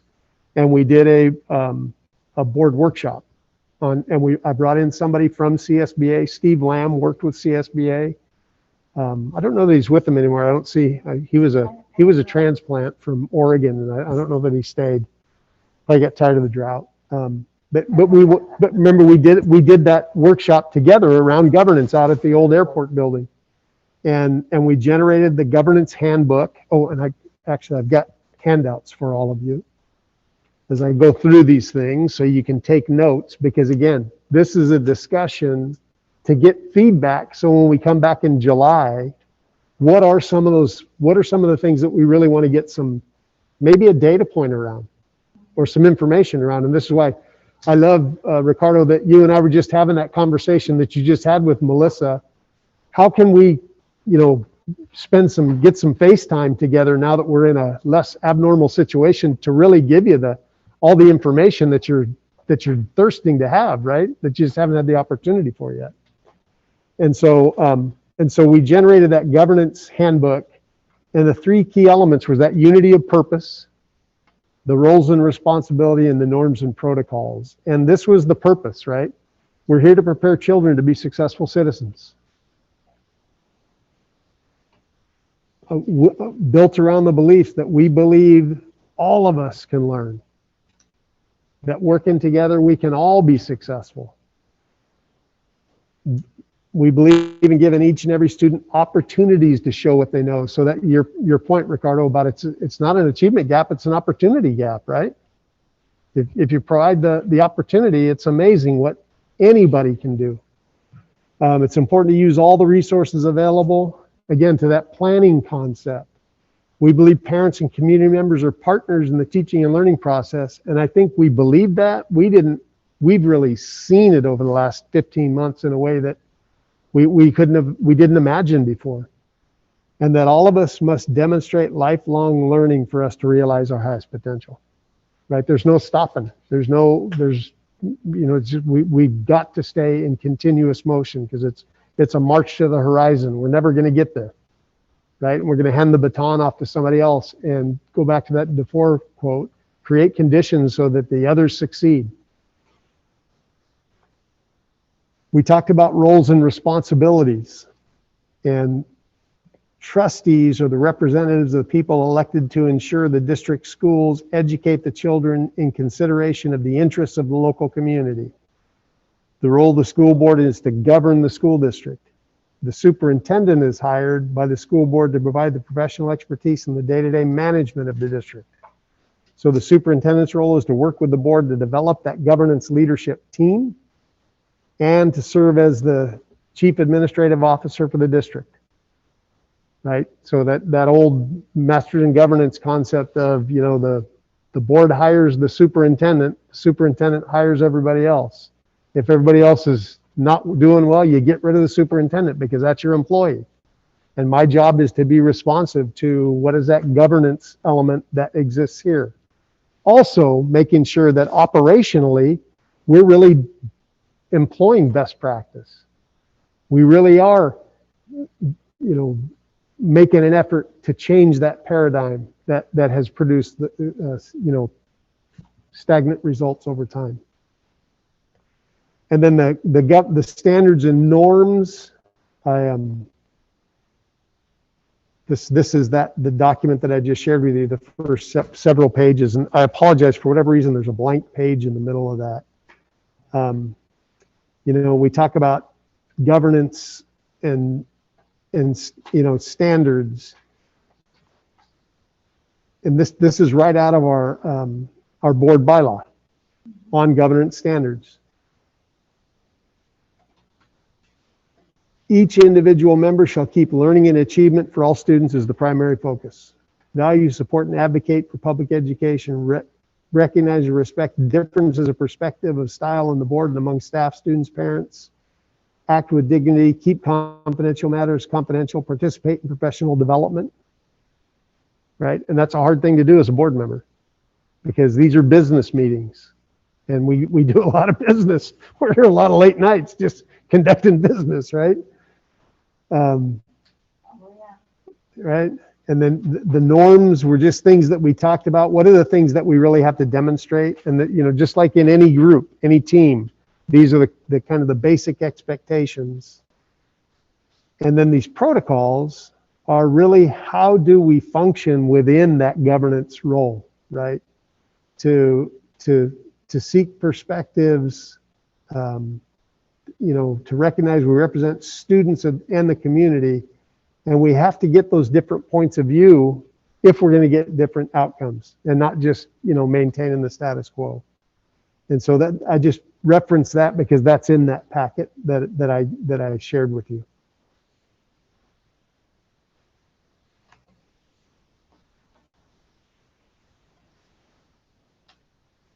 And so these were the elements that when we came out of that workshop that we agreed to going forward. We were going to review and approve the governance handbook. We did that. We haven't really reviewed it because until now, until Ricardo came on, it was the same team, right? So now this gives us an opportunity as we come back in July. Is there something around that we want to flesh out a little more? We conducted that board self-evaluation in the fall of 2018. Remember, each of you did the electronic and we kind of sat down and how are we functioning as a team? Well, there's an experience that you didn't have an opportunity to partake in, Ricardo. So do we want to circle back to that, right? To really get the opportunity to evaluate the effectiveness of the team. Work with the admin team to create a governance calendar. We have put in those workshops really as a learning opportunity around that LCAP cycle, right? Because so much of the calendar is stipulated. You know, all the LCAP pieces are pretty well caught, well, except for COVID. Put us in a cycle like we've always done with the budget. That budget cycle makes perfect sense, right? You go through where we are right now. Here's the governor's proposal. We adopt a budget based on what we know. 45 days, we settle up with what actually came out. We close the prior year and we do the unaudited actuals, you know, in the fall. And then we do that first interim in December. We've got benchmarks along the way. Academically, we haven't really had anything like that until LCAP. But even it's not enough, because just listen to that conversation today around the topics, John and Ricardo, that you brought up. How are we measuring the effectiveness of those specific elements within the plan, right? We've got the big indicators, but how do we get an opportunity to gauge the effect of all those pieces to make sure that every cylinder's clicking? Identify staff and community beliefs about student expectations. This is a little different conversation, right? Because we've been trying to, to build that leadership team to get those high levels of expectation in a setting. You know, now with the panorama data that we're able to draw from multiple perspectives, I think we're going to get a broader understanding. but what are our beliefs about, you know, what our students can do? Because we've got it up here on the wall, right? Are we really, is what's happening, you know, mirroring that outcome? And then conduct a board bylaws and policy review. And if you remember, the first year I was here, we spent 2 or 3 months going through all the bylaws. The policy, yeah, they needed to be updated. But I'm looking at my dear friend Kristen right now, because she, on a daily basis, she's on with CSBA, and we've got lots of policies that need to be updated too, right? Because that's the hardest thing to do, is maintain all that legal piece and keep the ball rolling every day, 180 days of school year, right? And so Kristen's smiling underneath her mask because I'm addressing this in a meeting. Because we've got some policies to review. And so that's what I want to do tonight, is really put that into context for this July meeting. And it's just around these, a few policies, right? That really are hard. Oh, well, yeah. And we've got a whole passel more, but these are some that are,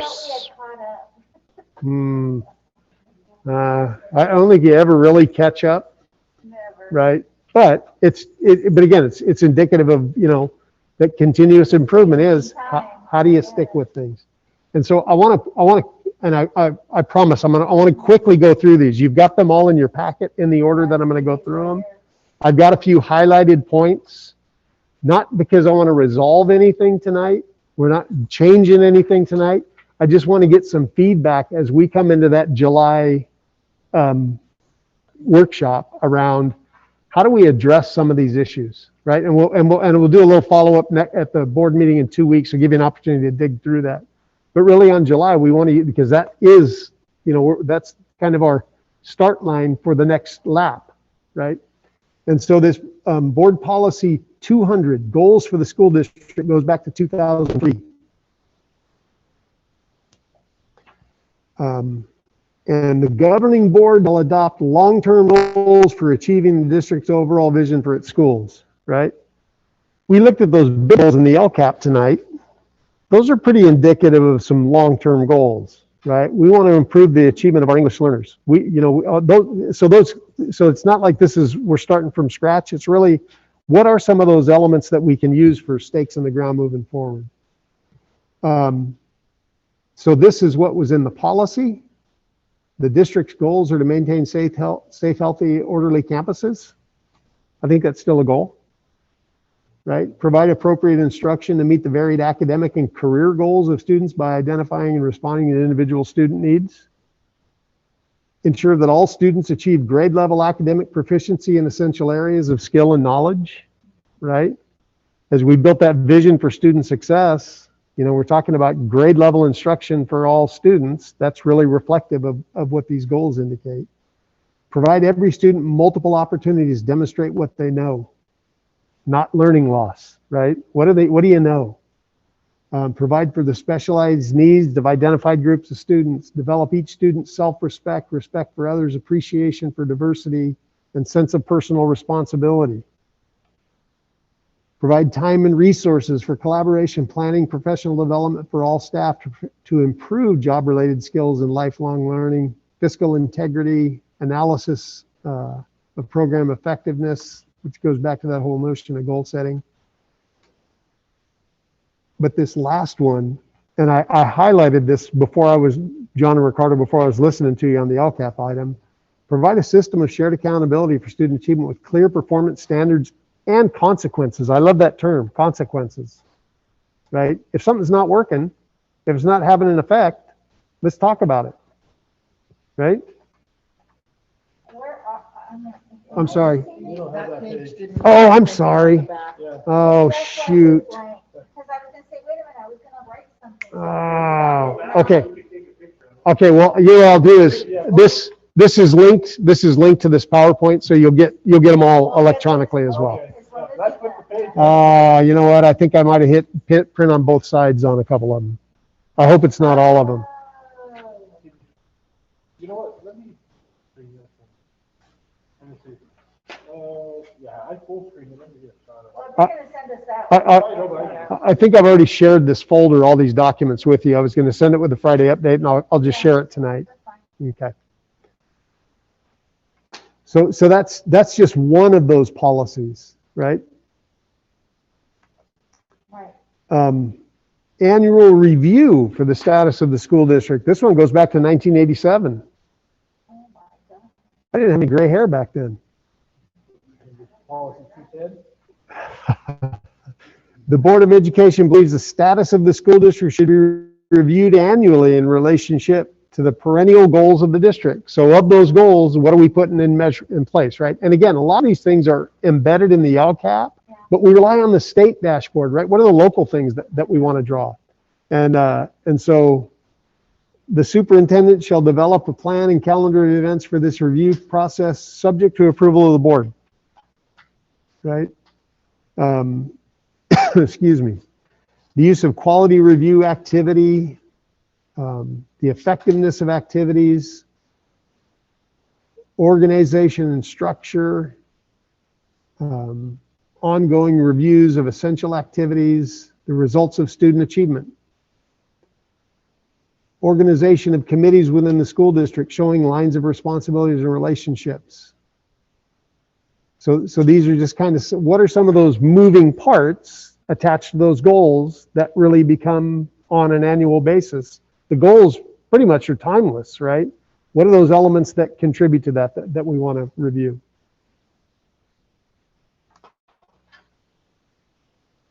And then this next policy 500, which goes to 2000, is about accountability. And it's a little time laden because it talks specifically about the API in here, if I remember right.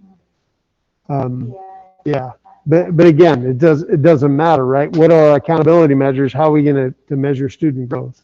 So we'll develop measures to ensure accountability, right? The measures shall be integrated and consistent with state accountability. And again, that's just one measure. You know, it's really what are those multiple elements that we want to look at. All these ongoing processes shall be used to support progress towards achieving that vision. Opportunities for feedback. And then the evaluation results shall be reported to parents in the community. And then this was the one just specific around API. Doesn't matter what the measures are, right? What are the measures that we want to use, right? There are some that just kind of become a standard that we've got to address. And then this next one, 2120, is specific to the superintendent. And I put this in because of that call out in the board handbook, right? The board governs, the superintendent is the operational guy. So the superintendent is the chief executive officer. The superintendent shall take an active leadership role in the development and improvement of the instructional program. And I knew that coming in. I'd seen those performance measures. I knew that was, that's got to be the outcome that drives our work, right? So the board expects the superintendent to remain current on educational thought and practices by reading publications, attending conferences, visiting other school systems in the interest of improving the district's instructional program, and building a team, going back to that notion of building that leadership team, right? That has the ability to move the system, because no one person can be responsible for any single organization. And so this next policy, which was adopted shortly after the one that I just shared, was May of 2001. This was July of 2001. Representative and delivered groups. The superintendent or designee may establish a management team, administrative councils, task forces, cabinets, or committees as needed to properly administer board policies, to improve the educational program, assist in communication, and aid in policy development. The membership, composition, responsibilities of these advisory groups shall be defined by the superintendent or designee and may be changed at his or her discretion. especially over the last year and a half with COVID. Right? I mean, we've created, recreated. I was meeting with Jose Segura and Matt Harris yesterday morning, and we were talking about, I was sharing some of this information, right? That we're getting to the yellow tier. And I was telling them, you know, for about 3 weeks last March, there was a group of probably 20 folks, Matt and Melissa and Nicole and Jennifer and Rusty and the whole thing, in my office every day, no masks on, right? Trying to figure out how we were going to do stuff. I mean, that was a task force, right? And it wasn't through any, it was, we needed to respond, and we got folks together and we figured it out. We got, you know, Brian was there nonstop, right? And that's how we got all this stuff out to the community, right? To get the ball rolling. And so that ability just to adapt and, what is it, John? Flexible and adaptable? Nimble. I'm not feeling as nimble at my age anymore, but, right? Amen. And so this is really the, you know, that those groups need to be nimble as well. And so this next policy I'm going to share because it conflicts with some of our existing policy. And this is the CSBA model policy. And to go back to that Masters in Governance Design, right? We really use CSBA as the standard for governance. This is, it's 4143 and 4243. And in the numbering system, anything in a board policy that's a 4100 series applies to certificated personnel. Anything that's a 4200 series applies to classified personnel. 43 is management, and they're set up that way. There's some logic behind the numbers. So anything that's a 4000 series is personnel related. And what this policy is negotiations and consultation. And it really talks about the scope of negotiations. And so each of these little offset paragraphs talks about what are those elements that are subject to bargaining, right? That a district has an obligation to meet and confer and negotiate with representative groups.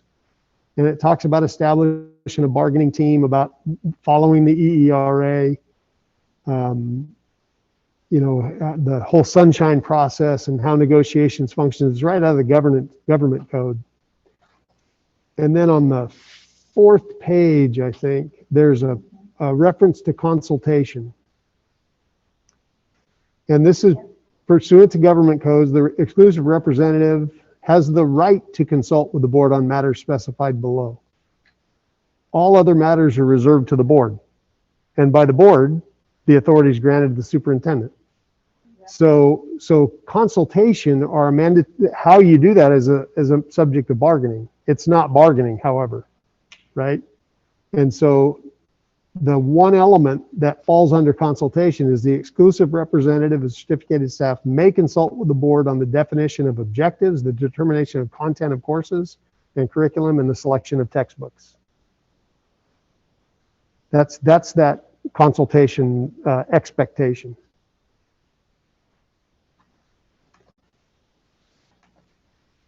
This 40, we don't have a 4243, but we do have a 4143, so it's specific to certificated employees.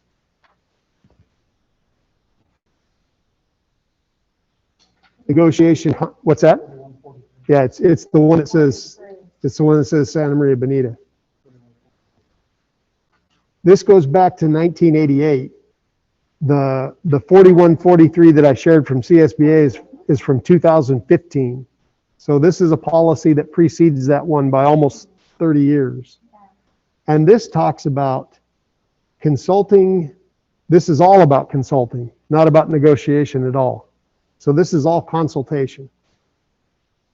And this is the design around which COT was built, right? And in 1988, there was a construct that was different. Well, I don't think the first, maybe the first frameworks were adopted about in the late, I think first language arts framework might have been in 87, right? But prior to that time, right, we were all figuring stuff out on a daily basis, right? I remember writing our own standards. I remember my first job was in 85, I think it was, meeting the principal, and he said, "Go get your books. They're in the book room." That was my indoctrination into what I was teaching. And the gal that worked next door to me, we figured it out, right? And so this was really right. So this was really in that time. How do you organize that work, right? Well, now we have state standards. We have state accountability systems that we didn't have. I mean, you know, the API, it was back, you know, that wasn't even that long ago, right? Those CSTs, that was the 97 standards was what that was all built around. Before then, we didn't really have state accountability. We did that old CAP test. Remember that old CAP matrix test? Yeah. Yeah, right. I'm aware of the CSTs because I actually teach to those. Yeah. And I remember before then, how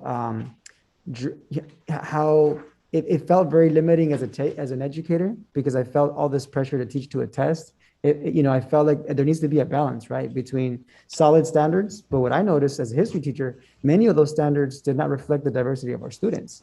They're outdated, and some of them weren't even created by educators. They were created by maybe some policy wonks, right? So I think it's really critical that we look at the standards through a critical lens also. Yeah. Are these standards going to meet the needs of our students? Because I have high standards for my students, but I want to make sure that those standards are also meeting the needs of our students, their backgrounds and their aspirations. Because I know that if it's not in the curriculum, it doesn't exist. So where does social emotional learning fit into the curriculum? There's not a standard for that yet, but we know we got to incorporate amen. That. Right. So how do we humanize standards? Social emotional learning is and when you think about it is now, or it's been that way. Social emotional learning is embedded in all the standards. So I just want to make sure that anyone listening knows that. Excellent. That's great news. That's really good to hear, because if it's not in there, then it doesn't exist. And that was to go back to those expectations around Common Core. The Common Core standards were developed by the Conference of Governors around college and career readiness. So they're not those same type of discrete skill descriptions that the 97 standards were. They really are something that is, that generates some thought and meaning about being able to produce, right? And they were signed off by the Conference of Governors because the National Chamber of Commerce was involved. So those big skills, right? So it's a mind shift.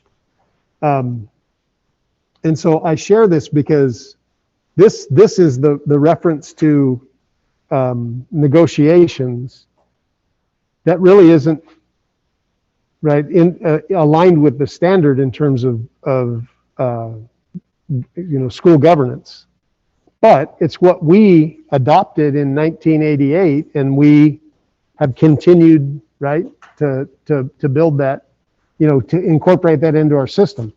When you go back and you look at the results, that likely need to be evaluated. Absolutely, right?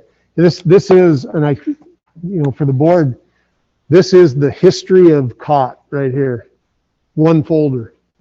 And there's some great stuff in here about this warehouse. And also I've got, if you want to come by and just look through, there was big periods of times where there weren't meetings. And a lot of it was around that time when standards were being implemented, because there wasn't really the system had changed, the expectations had changed. So, there wasn't really a need to continue to operate in that manner because state standards were articulated. There was a state assessment system. We weren't developing our own tests like we all did back in the day, right? And I remember, as a Title I school, when I taught English, we used I think it was the comprehensive test of basic skills, right? Because you had to have some type of a standardized test to measure the effect of your, of your academic program on Title I students.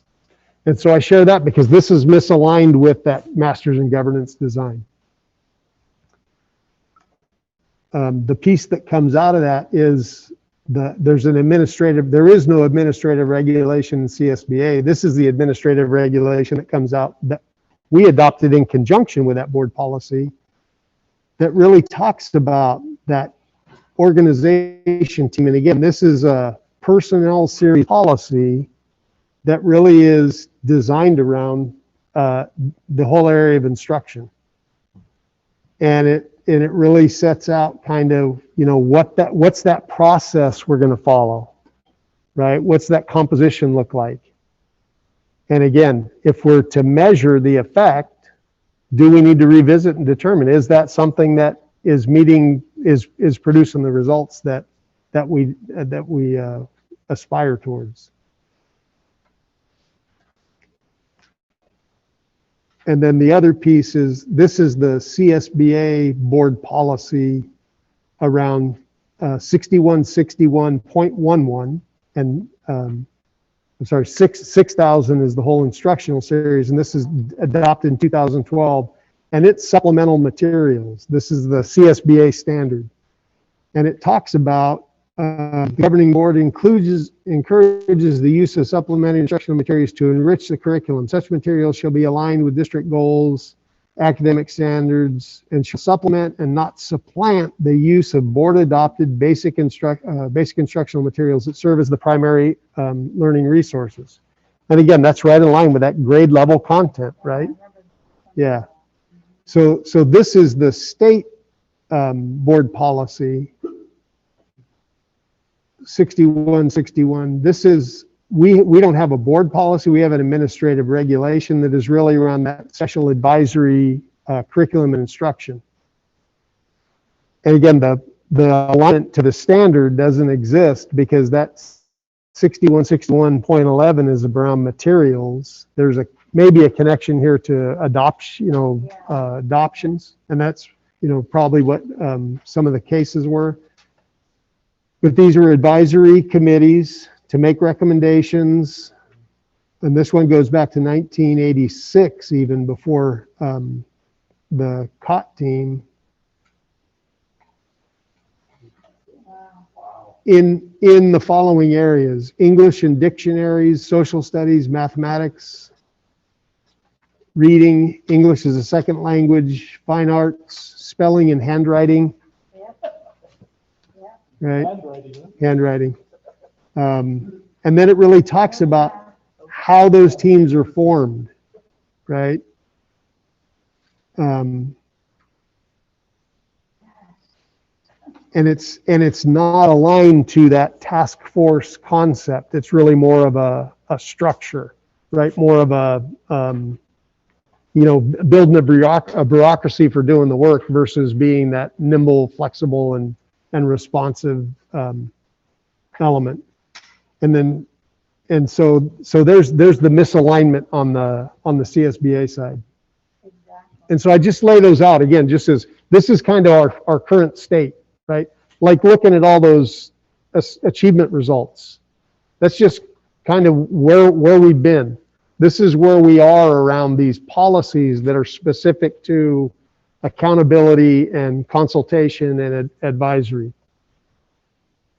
Sometimes that's why it's hard to go forward, because this is still very vivid in a lot of people's minds. Oh, amen. This is where they want to be. Right?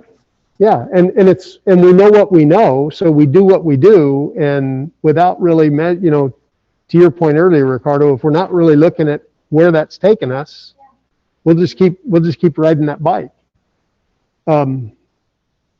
And so we talk about this vision for student success, right?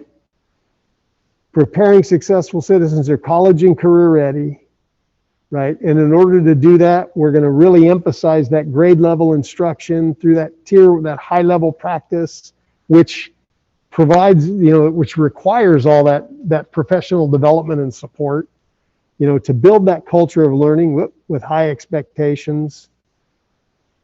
So this piece, even though we wrote this around teaching and learning, this last paragraph, I'm just throwing it out as this is really a governance principle too, right? We support and challenge each other to stay focused on what matters most, right? Ensuring that what we're doing, because again, this is the hardest job there is. One time a month, you get a month's worth of activity in front of you, right? And Ricardo and I have been talking, we've been meeting every Tuesday before the board meeting, and I told him this, and then we carried it over to today because I had a conflict. I said, we got to quit trying to compress everything into this small slot, right? Because he's got such a I want to know all this stuff, and we're really confining ourselves. So when he's out of school, we're going to commit some time and so that's why it was so ironic that Melissa, told him, hey, come on by. Because we've got to build that common understanding to get to that point. And mind you, we receive our board packets on Friday, that are this thick to be ready for a meeting on Wednesday, right? So we need some time and I appreciate Linda's point. As soon as we get our packet, we got to get right on it right away, because otherwise it's like you said, information fire hose status. And then on the Fridays when you don't get a package, you get all the crap from me. And if you don't keep track of where to link on some of the Friday messages, I take copious notes just when I read it the first time, because I have to remember where to go back and get it. Right. And so do I. And that's why Kristen is my hero. It's a lot. Because this is really what we're looking for, right? This is how we change that trajectory, right? To making that our expectation that all students will move a minimum of a year, right? Through those highly effective practices, which will change the outcomes in our system, which will change the outcomes in our secondary system, which is going to change the outcomes for this community, right? And that's got to be our focus: is how do we extend beyond our reach, right? To really get to where the kids are going to want to. And so again, to go back to how do you do that, right? Right people in the right work. Yeah. And so I use this, even though this is what the instructional services division is really designed around the teaching and learning piece. It's the same for us, right? How do we get the right people in the right work to build that shared vision?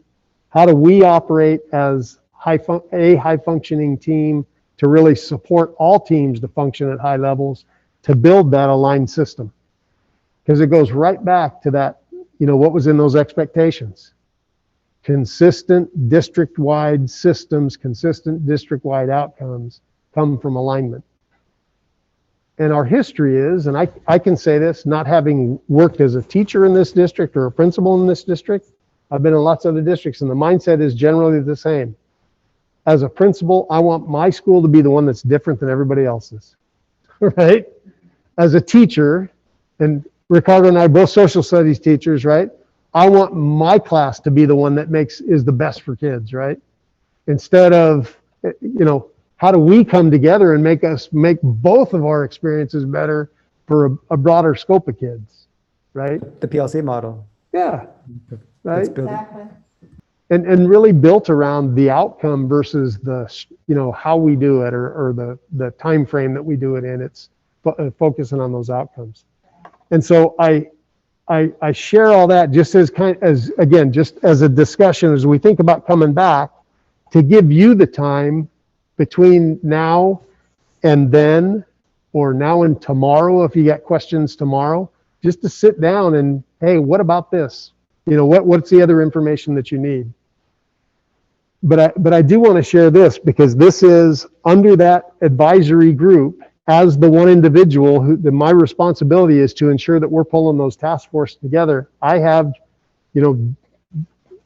I deputized the right people in the right teams to do that work. And so these are the pieces that have already identified. And so I share this just to kind of prime that conversation going forward. And this is my work. This is Melissa and her team's work around. This is where we really see the needs, right? That college ready plan implementation. PK8 computer science plan, right? How many times has that been you, Brian? Right? And his team's doing the same thing. How do we put those teams together, right, to really focus on those things? The CTE pathway work, right, which is a key piece towards connecting kids to what their high school opportunities. The elementary experiences around college and career readiness, right, so that the field trip isn't just in 8th grade and I missed that day, right? It's a strand all the way through. We already started this work with our junior high school counselors this year, And we also had the high school counselors in. Well, and this work they did with this hatching results concept around how do you use results to guide your guidance programs. You know, and again, obviously the obvious ones, math, ELA, science, social studies, technology, the concept of healthy minds. Yeah. Assessment, discipline, there's your SEL portion, Ricardo. How do we support new teachers? Right? That's that teacher development pipeline. How do we support teacher leaders? Again, because that leadership team needs to be everybody. That's that, you know, that academy element. The DEI work, right? Which to me is such a huge pillar that has an element of everything embedded, right? It's not just about curriculum. It's not just about cultural awareness or community involvement. It's around how do you build a more robust community, you know, in a sense of belonging, knowing that, you know, as diverse as our community might be, we got a lot in common too. Special education, multilingual learners. This is the one where we were in the DLAC meeting last week and just scratched the surface, right? Santa Maria Valley should be the poster child for the seal of biliteracy. I know. Right? I actually brought Well, 103 students actually graduating from San Luis High School with the actual state seal of biliteracy. Stassi had to go for so, the second attempt, so, but she were honored. so how do we jump that number, right? Yeah. But again, that's, so to Ricardo's point, what do we need to do to change that outcome? But I was so happy just to see this. Yeah. Yeah. Oh no, it's coming. This is a nice foundation. I don't want to deny it either. Right. So these are just some of those task force, you know, committees that, you know, that we want to start getting to really develop some of those, you know, what are some of the ideas that we can put forward and how do we make them fit? Mr. Ontiveros, if I Yes, can ma'am. add, this is the plan for next year. These are all feedback teams, right? So these would be anywhere from 8 to 10, depending on the group. And then in the end, once we get these all set up in the fall, we should have well over 250 unique teachers on these teams. And so those are the kinds of feedback loops that we're really looking for and it really goes to our key driver one, the right people and the right work. We want to get feedback from folks who are interested in that work and who are engaged in that work, right? And so just ensuring that we're getting a broad spectrum of voices from across our system. We already have the leads picked out. I mean, we're ready to go. And we will start this work come fall. We didn't want to send anything out right now. I don't think anyone wants to join anything today, but it will be for next fall. Well, and again, that's why we wanted to get in front of the board too, because your roles are so difficult, right? It's, you know, I was telling Ricardo, we were talking last night, it's almost like that old story of this, you know, the 7 blind men and the elephant, right? Everybody has a different perspective, right? How do we broaden that perspective and build that information flow so that there is some connection? Because this business stuff that happens in a board meeting, it's incredibly important. We can't function without it. No, I get it. But how do we connect the dots, right? But now we see the whole elephant because now all of the parts are there. Yep. So that I'm going to stop there because it is 10 o'clock. And I think that's probably enough input. Is that enough fire hose for one item, Ricardo? Right? And I gave you those in hard copy. And again, I'll do it while we're sitting here. I'll share the folder with you. I just have one question. Yeah, go ahead. Where's the elephant? I'm going to have to go get that book. I'm going to go get that book. Somebody said something about an elephant. Chinese proverb. You'll find it when you're walking around, I'm sure. I want to know on that list, what is SIG-DIS? Oh, SIG-DIS, is that significant discrepancy or disproportionality? Remember when Rusty, that group that we identified. And we started that work too. Because it's not just, it's that construct of how are we measuring impact on a single population, right, or a representative population, and generalizing it across the entirety of all of our kids, right? It goes to the point about that you made earlier about AVID, Ricardo. That's good instruction. It's good for everybody, right? Jennifer's point, GATE, good instruction for everybody. So, as what's that old saying, as the tide rises, so rise all boats. How do we really leverage those things? And so that's that significant disproportionality we were identified through the state system because we had an over representation that our work has been. What does that tell us about the kids that aren't in that group that would benefit from the work as well? That stakeholder group is representative of teachers, administrators, parents, and community. So it's a pretty broad group that'll be embarking on that work and providing a 360 feedback loop. Yeah, and so there's a whole universe around each of those. Oh, yeah, definitely. Right. That's the work. That's the work that has to be done. So thoughts, questions, if you use that packet that I gave you, send me back questions, because as we plan for that day, I want to make sure that we're addressing as many issues as we can, knowing again that we can't do everything. But I want to make sure that the specifics for each of you are getting addressed so that we can start connecting those dots. And this is for July. For July 21st is that workshop date. And again, so it comes back to planning the day. Will depend on the kind of feedback and how much do we really want to dig in. All right. I will acknowledge receipt of the information provided regarding governance accountability, consultation, and advisory processes for future reference.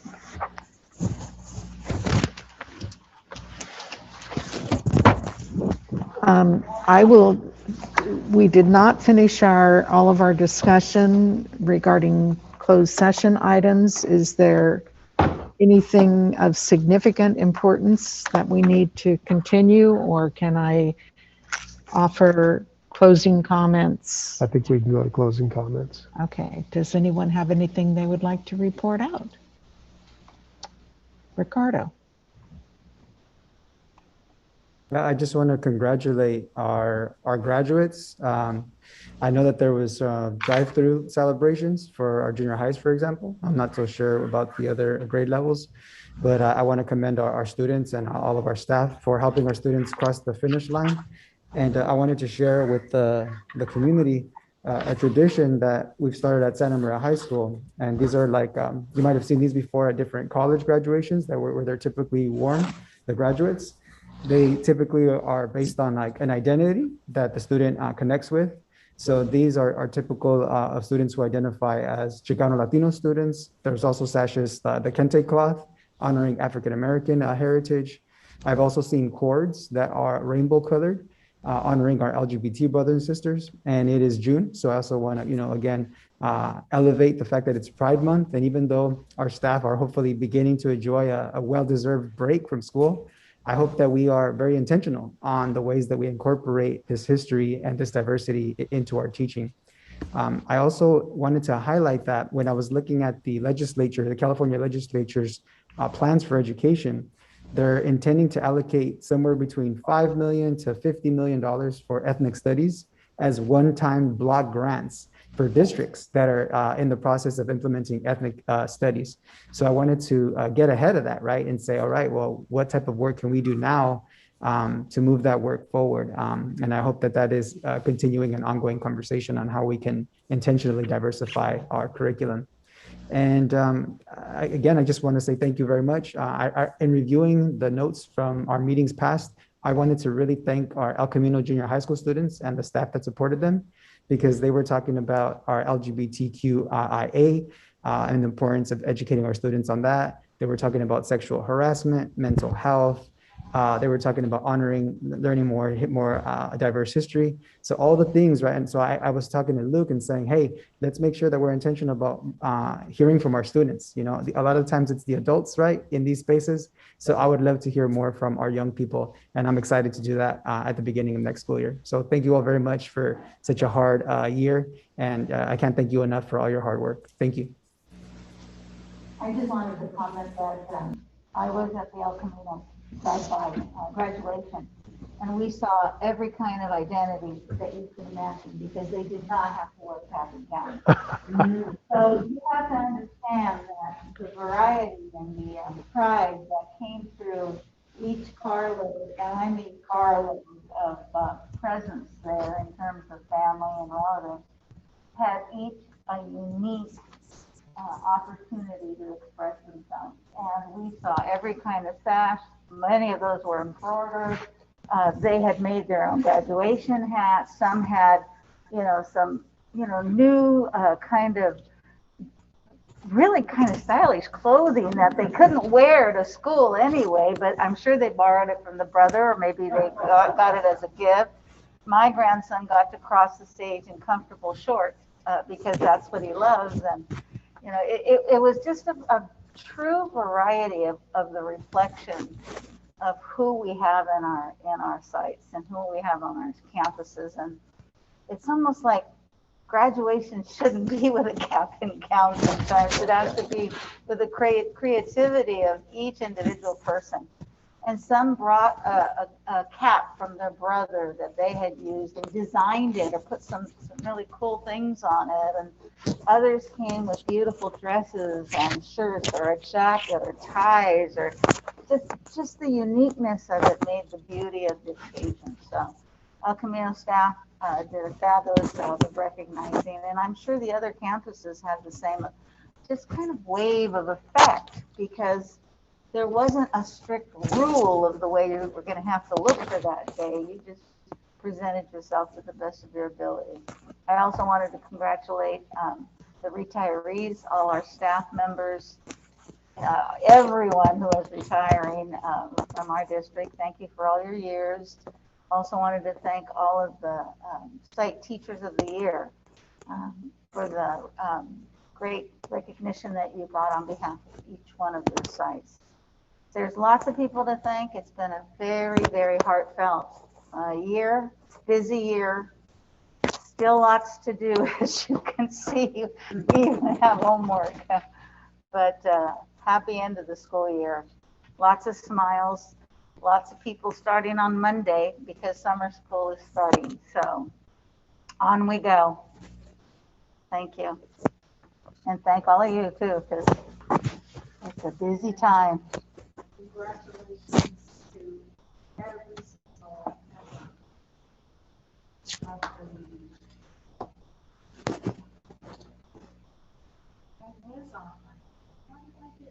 Again. I think there's a little hope that Brian, I'm going to blame you.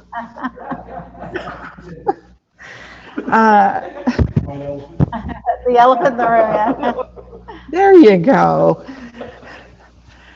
I just would like to thank every single staff member in our district for everything that everyone has done to make this year what it was. Highs, lows, in-betweens, helping in thinking outside the box, crying, laughing, all of those things. Everyone deserves a pat on the back and a great big hug for helping our students get through this year and feel good about it. And I know when the few days that I was on campus, kids were so happy to be there. They were just so happy to be there. And it will be unlike most beginning of the school year. I think the whole sensation when we come back in August is going to be a little bit different because, you know, when something is taken away from you and you can't have it every day, and it's not just, oh, I gotta go to school. It's going to be now for so many of our students, I get to go to school. And that just creates such a different atmosphere at our schools. So look forward to that and enjoy the summer as best you can, whether it's lounging by the pool, going to the beach, reading a good book, or taking a nap in the middle of the day. Thank you to everyone. I don't know that I can top that. I think that's the perfect way to sign off the meeting. Thank you. All right. Thank you. Thank you sincerely to every single one of you. Thanks, boss. Meeting adjourned. Good night, everyone. Good night. Thank you. Good night. Thank you guys. Good night.